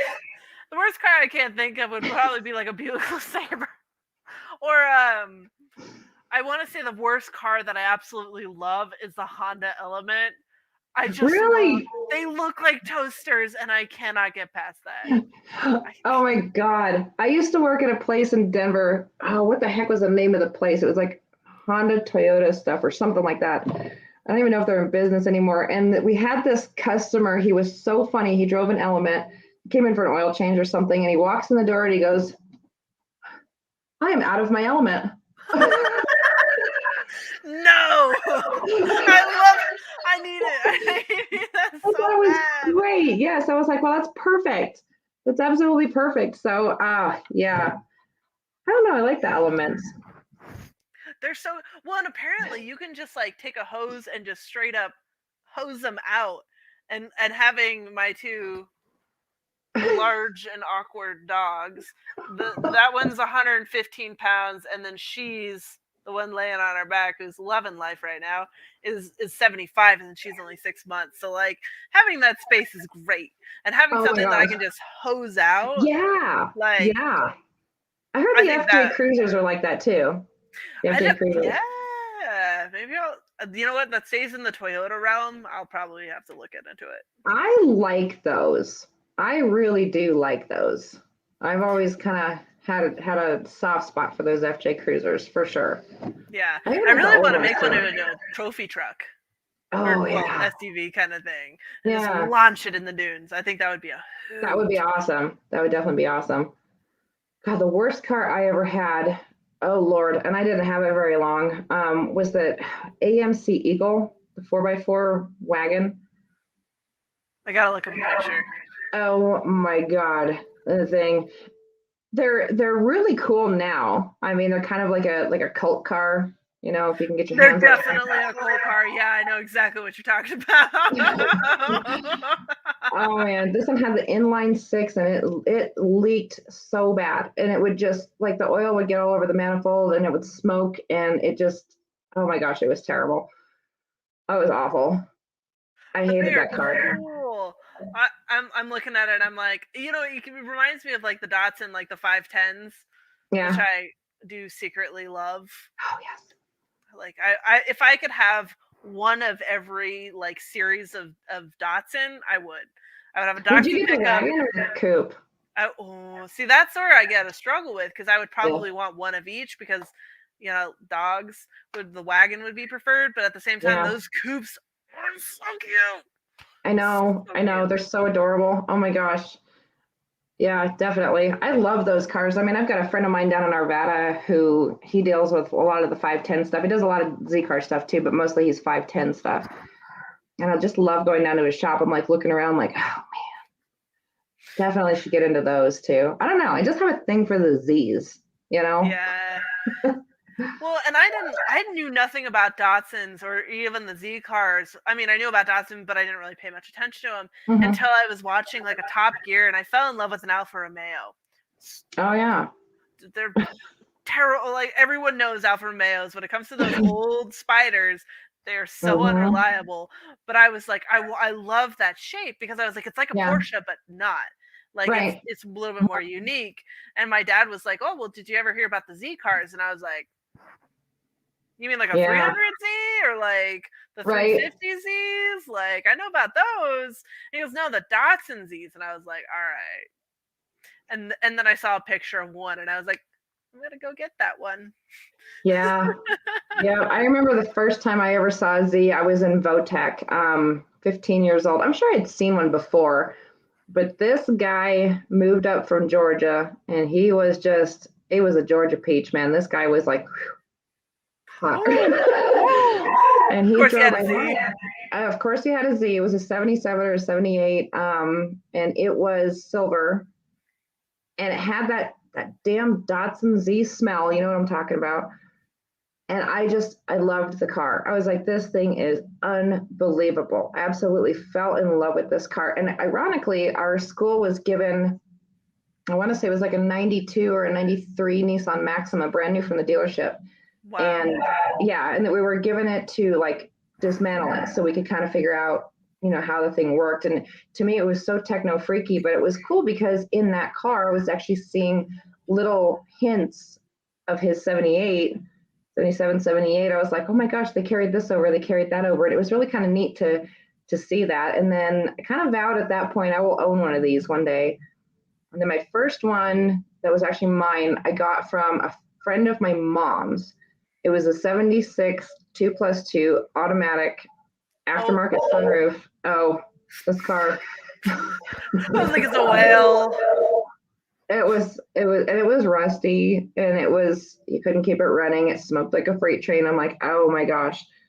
So I ended up actually giving it to the junkyard that I worked at the time. And then came across mine at a shop that I was delivering parts to. And I said, man, I want that car. I want that car. And the owner of the shop said, man, that guy who owns it, his dad gave it to him as a graduation present from high school. And he brought it out here from California to take it to school. And he's like, he'll never sell it. It's his daddy's car. And I was like, okay, whatever. And then a couple weeks later, he calls me and he says, he wrecked it. He wants to sell it to you. And I said, what? I said, how bad is it? And he says, not bad at all. He just kind of bounced it off of a pole. He said, but he wanted to sell it to somebody who knew, who he knew was going to love it for the rest of, their lives. And I said, well, that's definitely me. But I was 18. I didn't have the $1,000 that he wanted for this stinking car. So I ended up borrowing it. And I think I paid for it in full in February of 95. And I've had it ever since. So, love those Z-Cars. Love them. They are so wonderful. My first Z, it changed my life. Yeah. And it was an automatic, and I still love the piss out of it. Yeah. It was my first automatic car it was first and only automatic vehicle I've ever owned. And I just it was mostly because I couldn't decide what engine swap I was going to do in it. And then by the time I had figured it out, I had traded it. Oh, no. I got the Harley from it. Well, there you go. I mean, at least that. Yeah, I guess. Oh, you don't sound so sure. I got a little ripped at it. It was that Harley was the first and only new thing I've ever bought, like brand spanking new. Mhm. And it kills my soul because I miss the Z, Yeah. The Z's are such a unique thing. Like the lowrider is great, but nothing compares to that. Datsun had my heart and soul. There's just something about them. The way that when you get in, they kind of wrap around you. I mean, the gauge pods are set up just perfectly. Everything is just, they're just such wonderful cars. What I like about mine the most is like when I'll bring it into the shop after driving it for, however, it's mine's loud and obnoxious, and it's kind of, you can't drive it very far because, if you do, your ears are just plugged. But I love to pull it into the shop and then shut it off, and I just sit there and I can hear the clock ticking. And I'm like, yeah. Wait, your clock still works? Yes, my clock still works. I don't know how. That's literally the only Datsun that I know that has a working clock. I know. And like I said, I get these cars in all the time. You would think that, I mean, I've probably got 30 clocks in stock. None of them work. None of them. And it's like, how is mine still working? Magic. Must be. Yeah. And it keeps time too. It doesn't lose time. I mean, right now though, I've got it in my friend's race car trailer for the winter. And I'm kind of like, man, I don't really know if I want it that cold. Yeah. Like it's always lived in the garage. I'm half tempted to take it back out of the trailer and put it back in the garage and be like, nah, it's not living in the trailer. No, I would take it out. Yeah. And then I'd blanket it and be like, it's okay. Yeah. I love babying those cars because I feel like they're, every car has a personality. And I think, the vehicle you own reflects on your personality. I 100% judge people on what they drive because I can tell exactly the kind of person they are from what they drive. I'm sorry, all BMW drivers are basically the same person. Just saying. Well, the difference between a porcupine and a BMW, right? No, what's that? On a porcupine, the pricks are on the outside.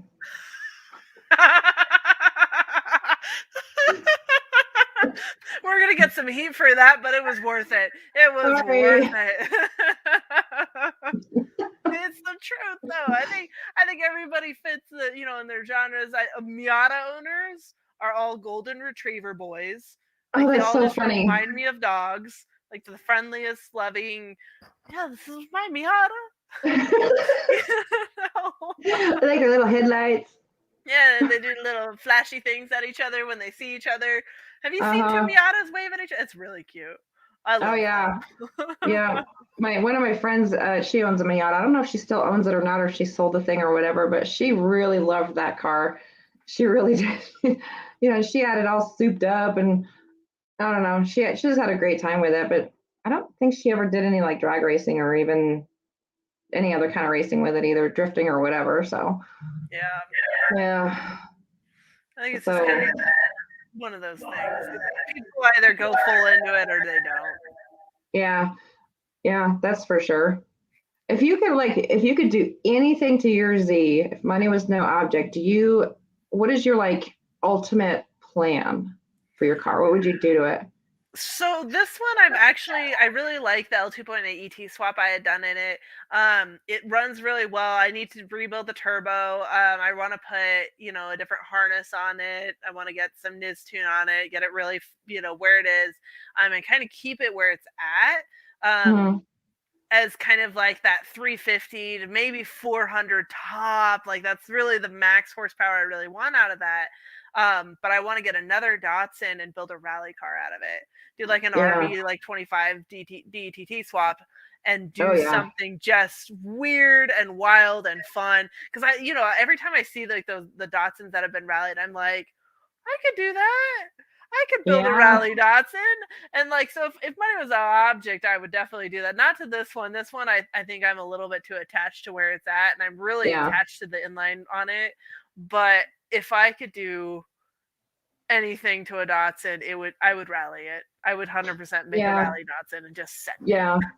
That would be really cool. That would be really cool. And I think, I mean, I'm kind of the same with my Datsun. I think I'm just going to leave it alone. I did put those LED headlights in it and I hate it. It just doesn't, it's not, I'm going to go back to stock on them. It just doesn't fit that car. But Yeah. I've seen those Datsuns where they've got the flares, they've got the JDM mirrors on the fenders, they've got the LED headlights, they've even got LED taillights and spoilers coming out everywhere. And, you know, I got to be honest, I kind of like them, but I'd never do it to my car. I would never do it. That's the thing with these cars. And I want to say this with like my whole heart, because I feel like every, you know, genre of vehicle, so to speak, or every make has kind of a thing, but I don't feel like Datsun, no one does it like Datsuns do. Every single Z car I have ever seen in my life, whether it be on Instagram or in person, is different. There are no two same Datsuns. Like, yeah, they may have similar like engine builds and stuff like that, but the personalities that come out of those cars is so unique to the driver. Yeah. Like, so unique that every time I see it, I'm like, I like this Datsun. I like this. I could do this to my Datsun. And I'm like, but it's not me. Yeah. You know? Yeah, certainly not. Did you get to go to ZCon this year? No. In the Springs? I missed it. It was my first year, and just the variety of Zs, not only Zs, but Datsuns that were there in general, was mind-blowing. It was absolutely mind-blowing. Some of those cars were so fantastic. I thought, oh my gosh, these things are great. And, you know, it was like you said, it was really neat to kind of see their personalities, you know, kind of go along with the cars too. So there's one guy who buys a lot of parts for me. I don't know if I can name drop him or not, but he's got a red Z, and that thing is it's so funny. It almost like looks like him, you know? Like it's. I know exactly who you're talking about. Yeah. I mean, it was just like every time I see that car, I'm like, I know that's, you know, that's his car, that's his car, that's her car. It's just like, you know, you just kind of know. Yeah, well, and honestly, yeah, you look like your Z. I think I look like my Z, even though it's a little beat up. But it's like, I think that's perfect. I think that's an exact example of it, because there are, you know, every time I look at the Datsuns and their owners, even like the wagon owners and the truck owners, they all look like their cars. Right. And I know we're not Transformers, but like. I think the Datsuns did that where they were able to have such big personalities. Yeah, you're right. And like you said, like you could look on Instagram or on Facebook or anywhere, and every single Datsun is different. And I think it's great. I think it's really neat to be able to see, especially what some of these people can do. My older son, he's so funny. He tells me, well, you know, when you die and I get the Datsun, I'm going to flare it. I'm going to stance it. I'm going to do this. I'm going to do that. And I'm like, okay, you're not getting it. Because it's not. You're written out of it. Yeah. I actually willed it to my nephew.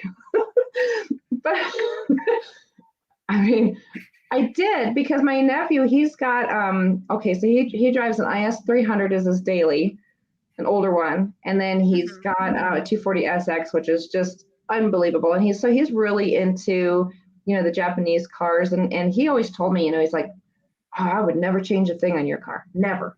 I'm like, okay, well then it's yours.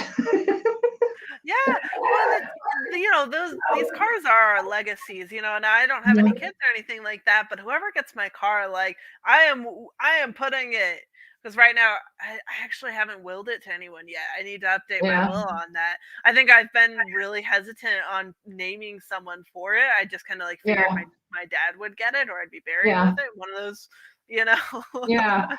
Get the backhoe out there, dig it out, put us in, send it. But you know, when I have kids and stuff like that, and I do start willing it out, like I'm gonna make sure it's in hard writing. If you F with this car, we finna have words. I'm gonna come from the grave and I'm gonna haunt you. Absolutely. Well, that's what I told my older son. I said, you are not modifying this car. No.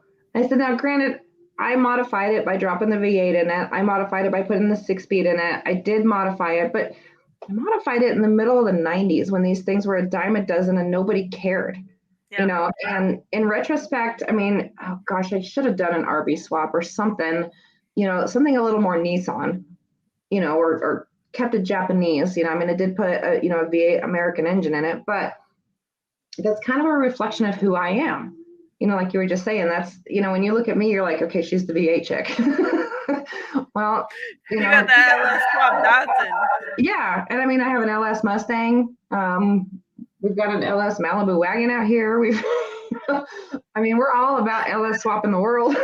Yeah. You know, but you're right though. I mean, it's like, you know, your car is sort of really an extension of you. Now, granted, when it goes to my nephew, I would expect that he would make some things, some modifications to make it his. But I think that he would still have a little bit more, you know, respect in the sense that this is how he got it. This is how she liked it. This is how we're going to keep it. Yeah. You know, so, but I would expect he might change out the interior. The interior was done in the 90s, you know, so it's kind of like it could really use a refresh anyway. You know, I got some S2000 seats for it. I really need to put in. Maybe that'll be my excuse for getting it out of the trailer. Yeah, that's a great excuse. Bring it in the shop. I got to make some mods to it. I actually have a new dash I need to put in it. So I've had a new dash for like 3 years. So like an uncracked dash. Mm-hmm. Yeah, I know. I'm so jealous. Mine is pretty good.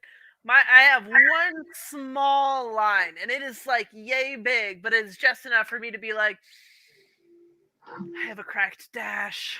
Well, see, but this dash, I think it might have, since I've had it in storage so long, it's probably cracked by now. And the worst part is it's coming out of, I think, a 75 or 76, so I have to swap all of my gauges over. And I mean, I think they still fit the 260. I'm not real sure, but I know that there's, I mean, the dash harness itself is probably not going to plug into the main harness, so I have to swap the harness out. So I might as well, you know, swap the gauges out while I'm at it. Plus, my working clock.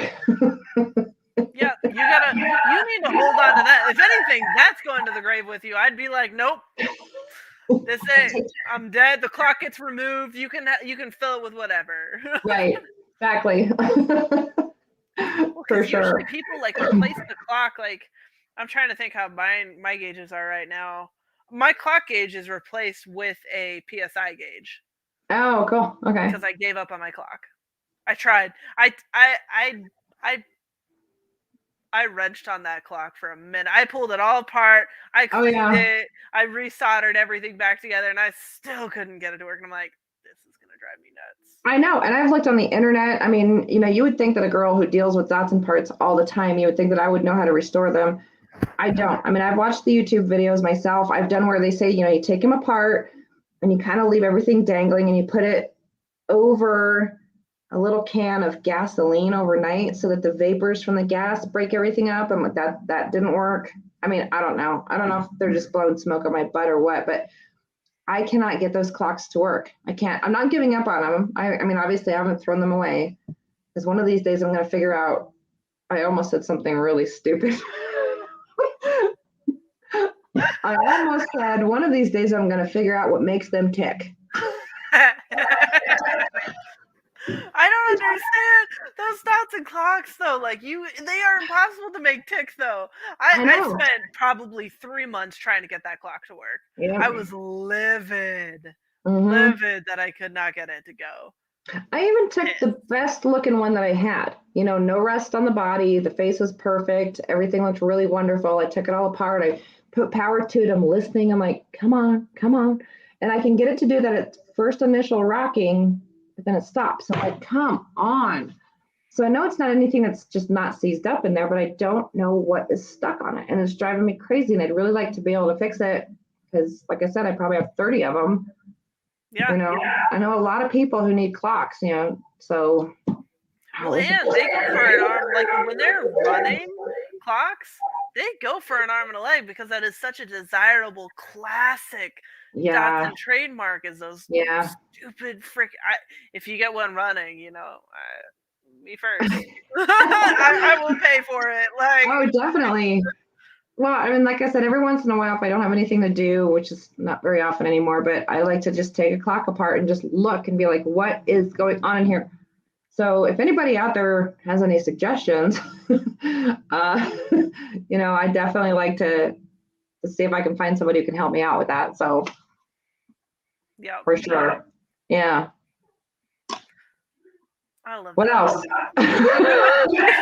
Man, we went on a Datsun spree for a minute there. We told you and I together. First off, we're Colorado girls. Second off, we're Datsun girls. That's like a double, like, you get the two of us.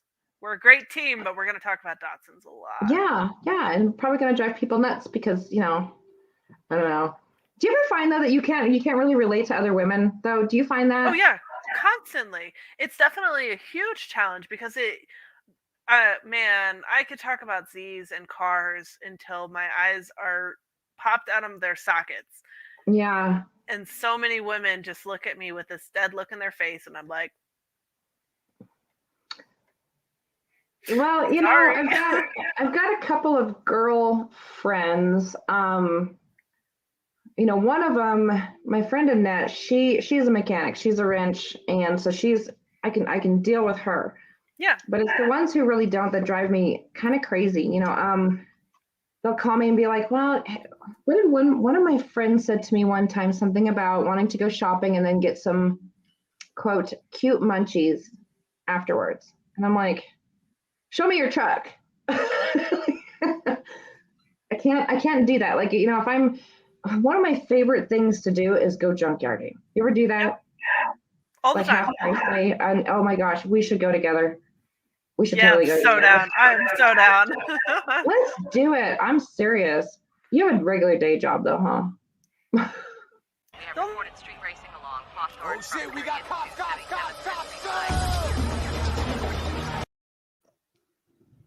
Wow. I think we got cut out by cops.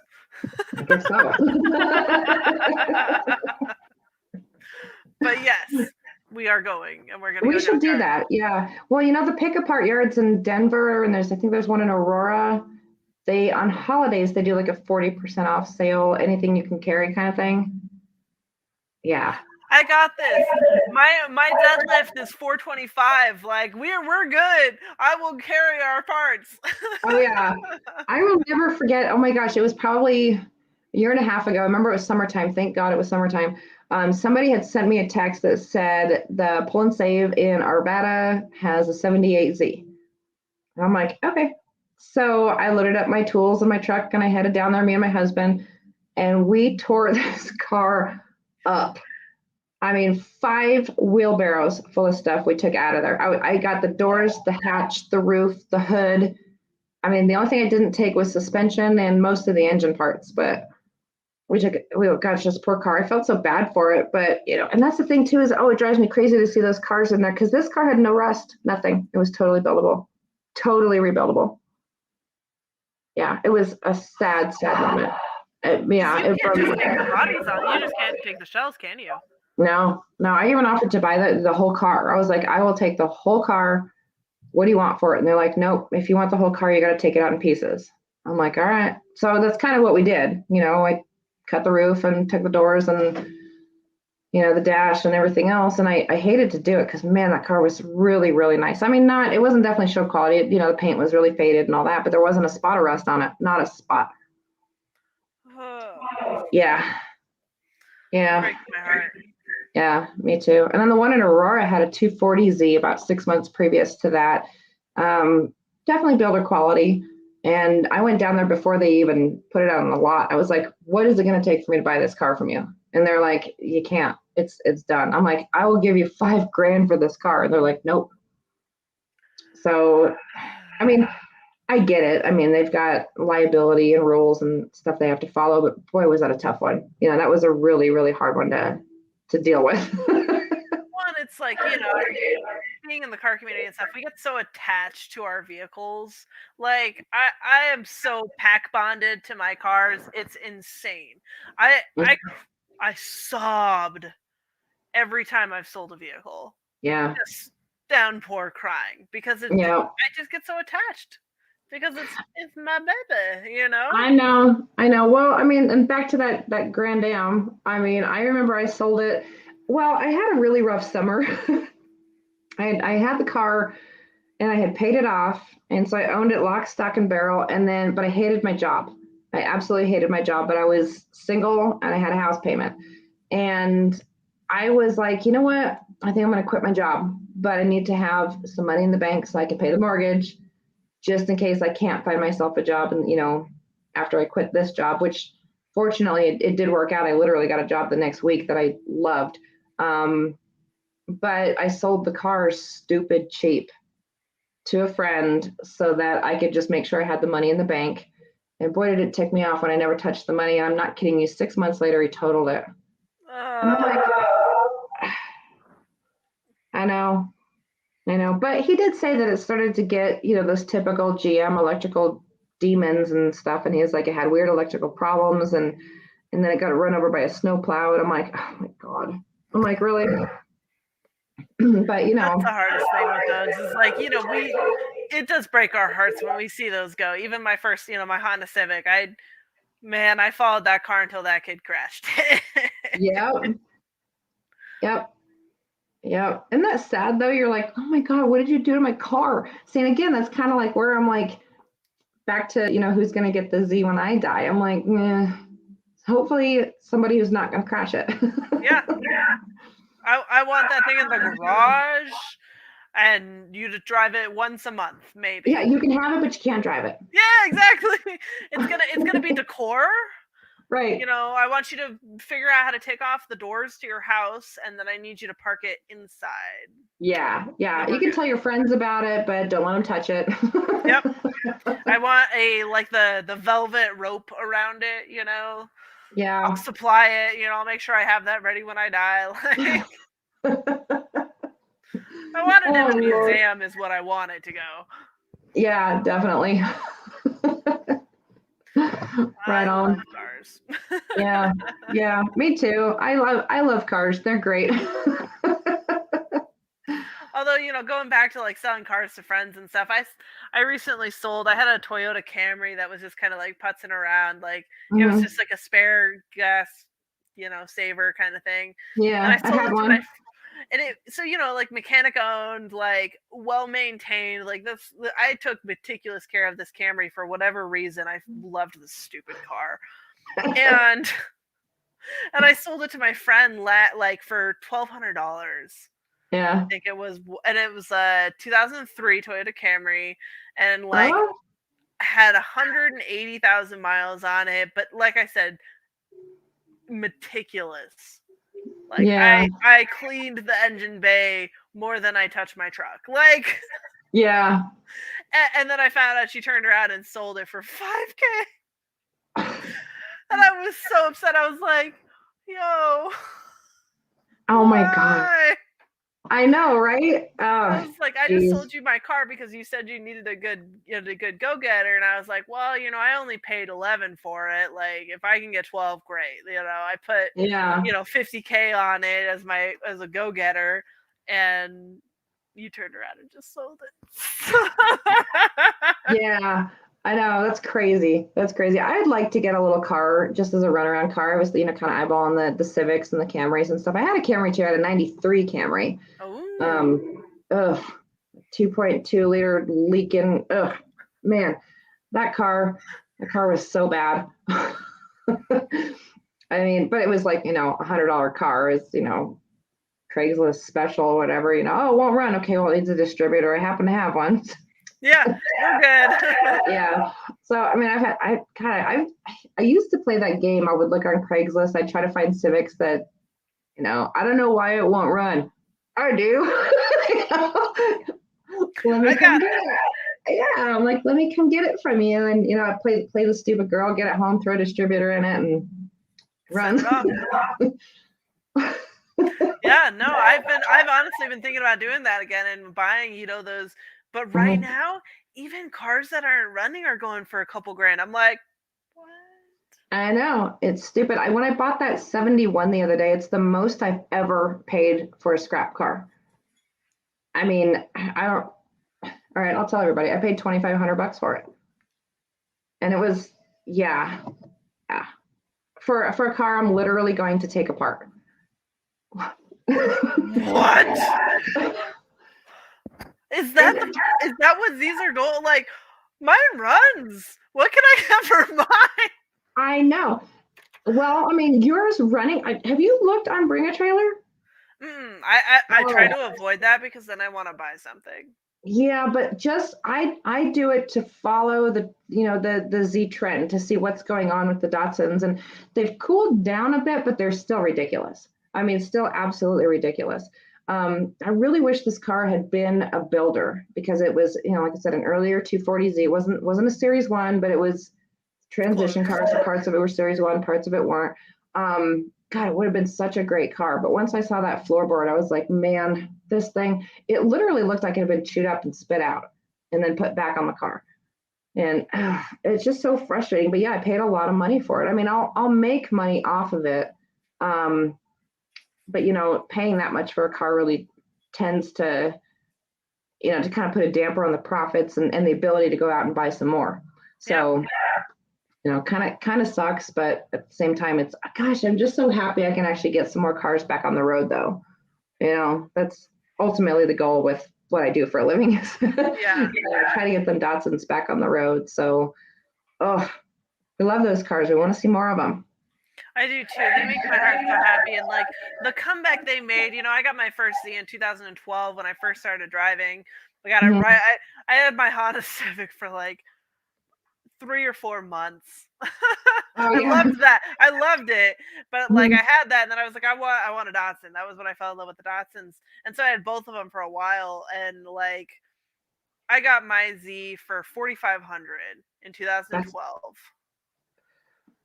That doesn't surprise me. No. And it was, but oh man, it was in so much better shape than when I got rid of it. I'm not gonna lie there. Like I was 16-year-old little me, like I was living on a ranch at the time.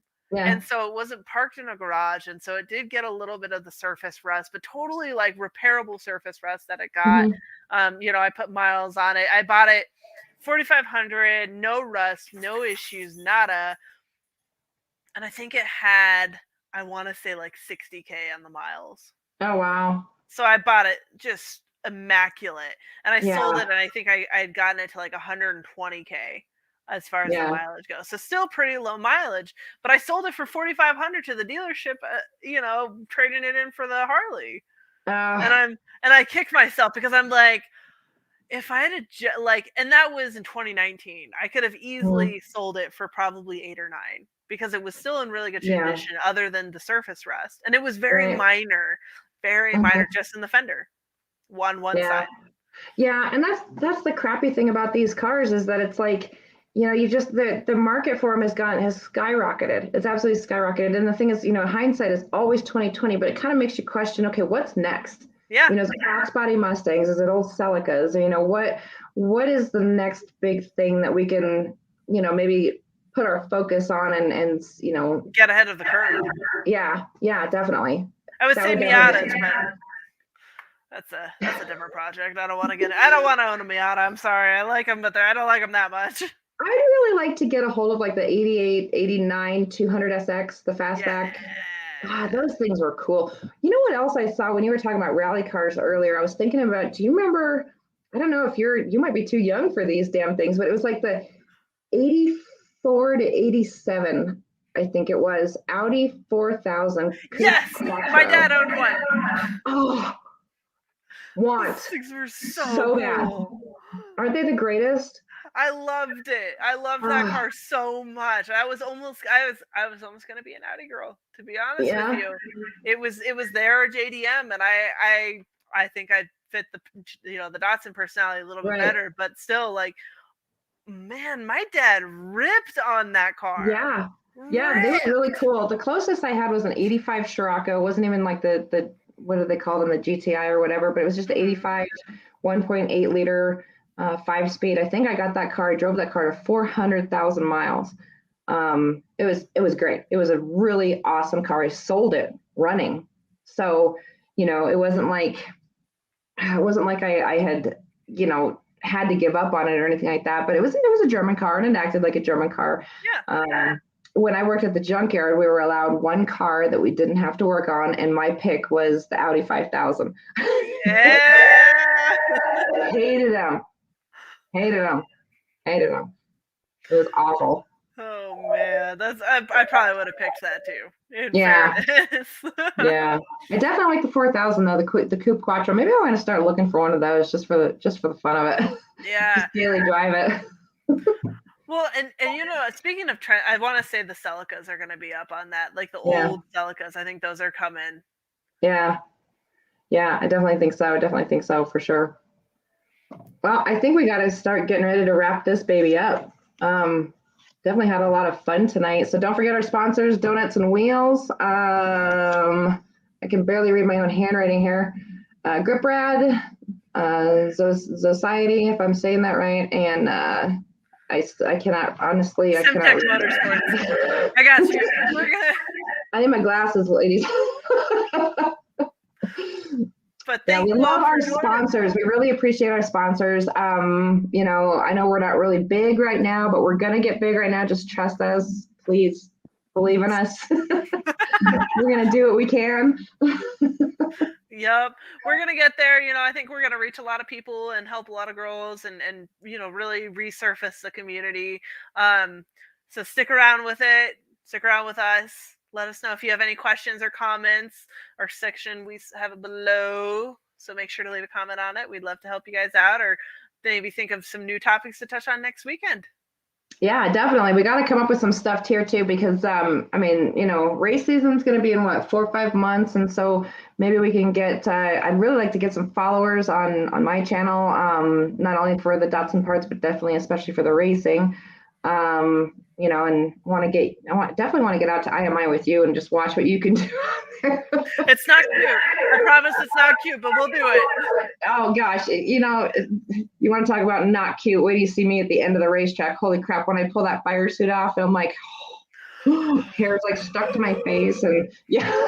Racing ain't a cute sport, guys. It's not cute. I know. Oh man. Well, Jenny, It's always a pleasure with you. You are such a delight. I think Citizen Z is going to go ahead and take us out, but yep. Always a wonderful pleasure. Thank you all for your views and your support in this. It's going to be a really awesome journey, so appreciate you sticking around. Yeah, looking forward to it too. And it's always fun chatting with you. And since we're Colorado girls, we definitely got to get together and go do something. Yeah, for sure. For sure, 100%. Pull and save on the weekend. Yeah, I'm down. Let's do it. Awesome. Well, thank you guys again so much for viewing. Have a great night. All right, let's.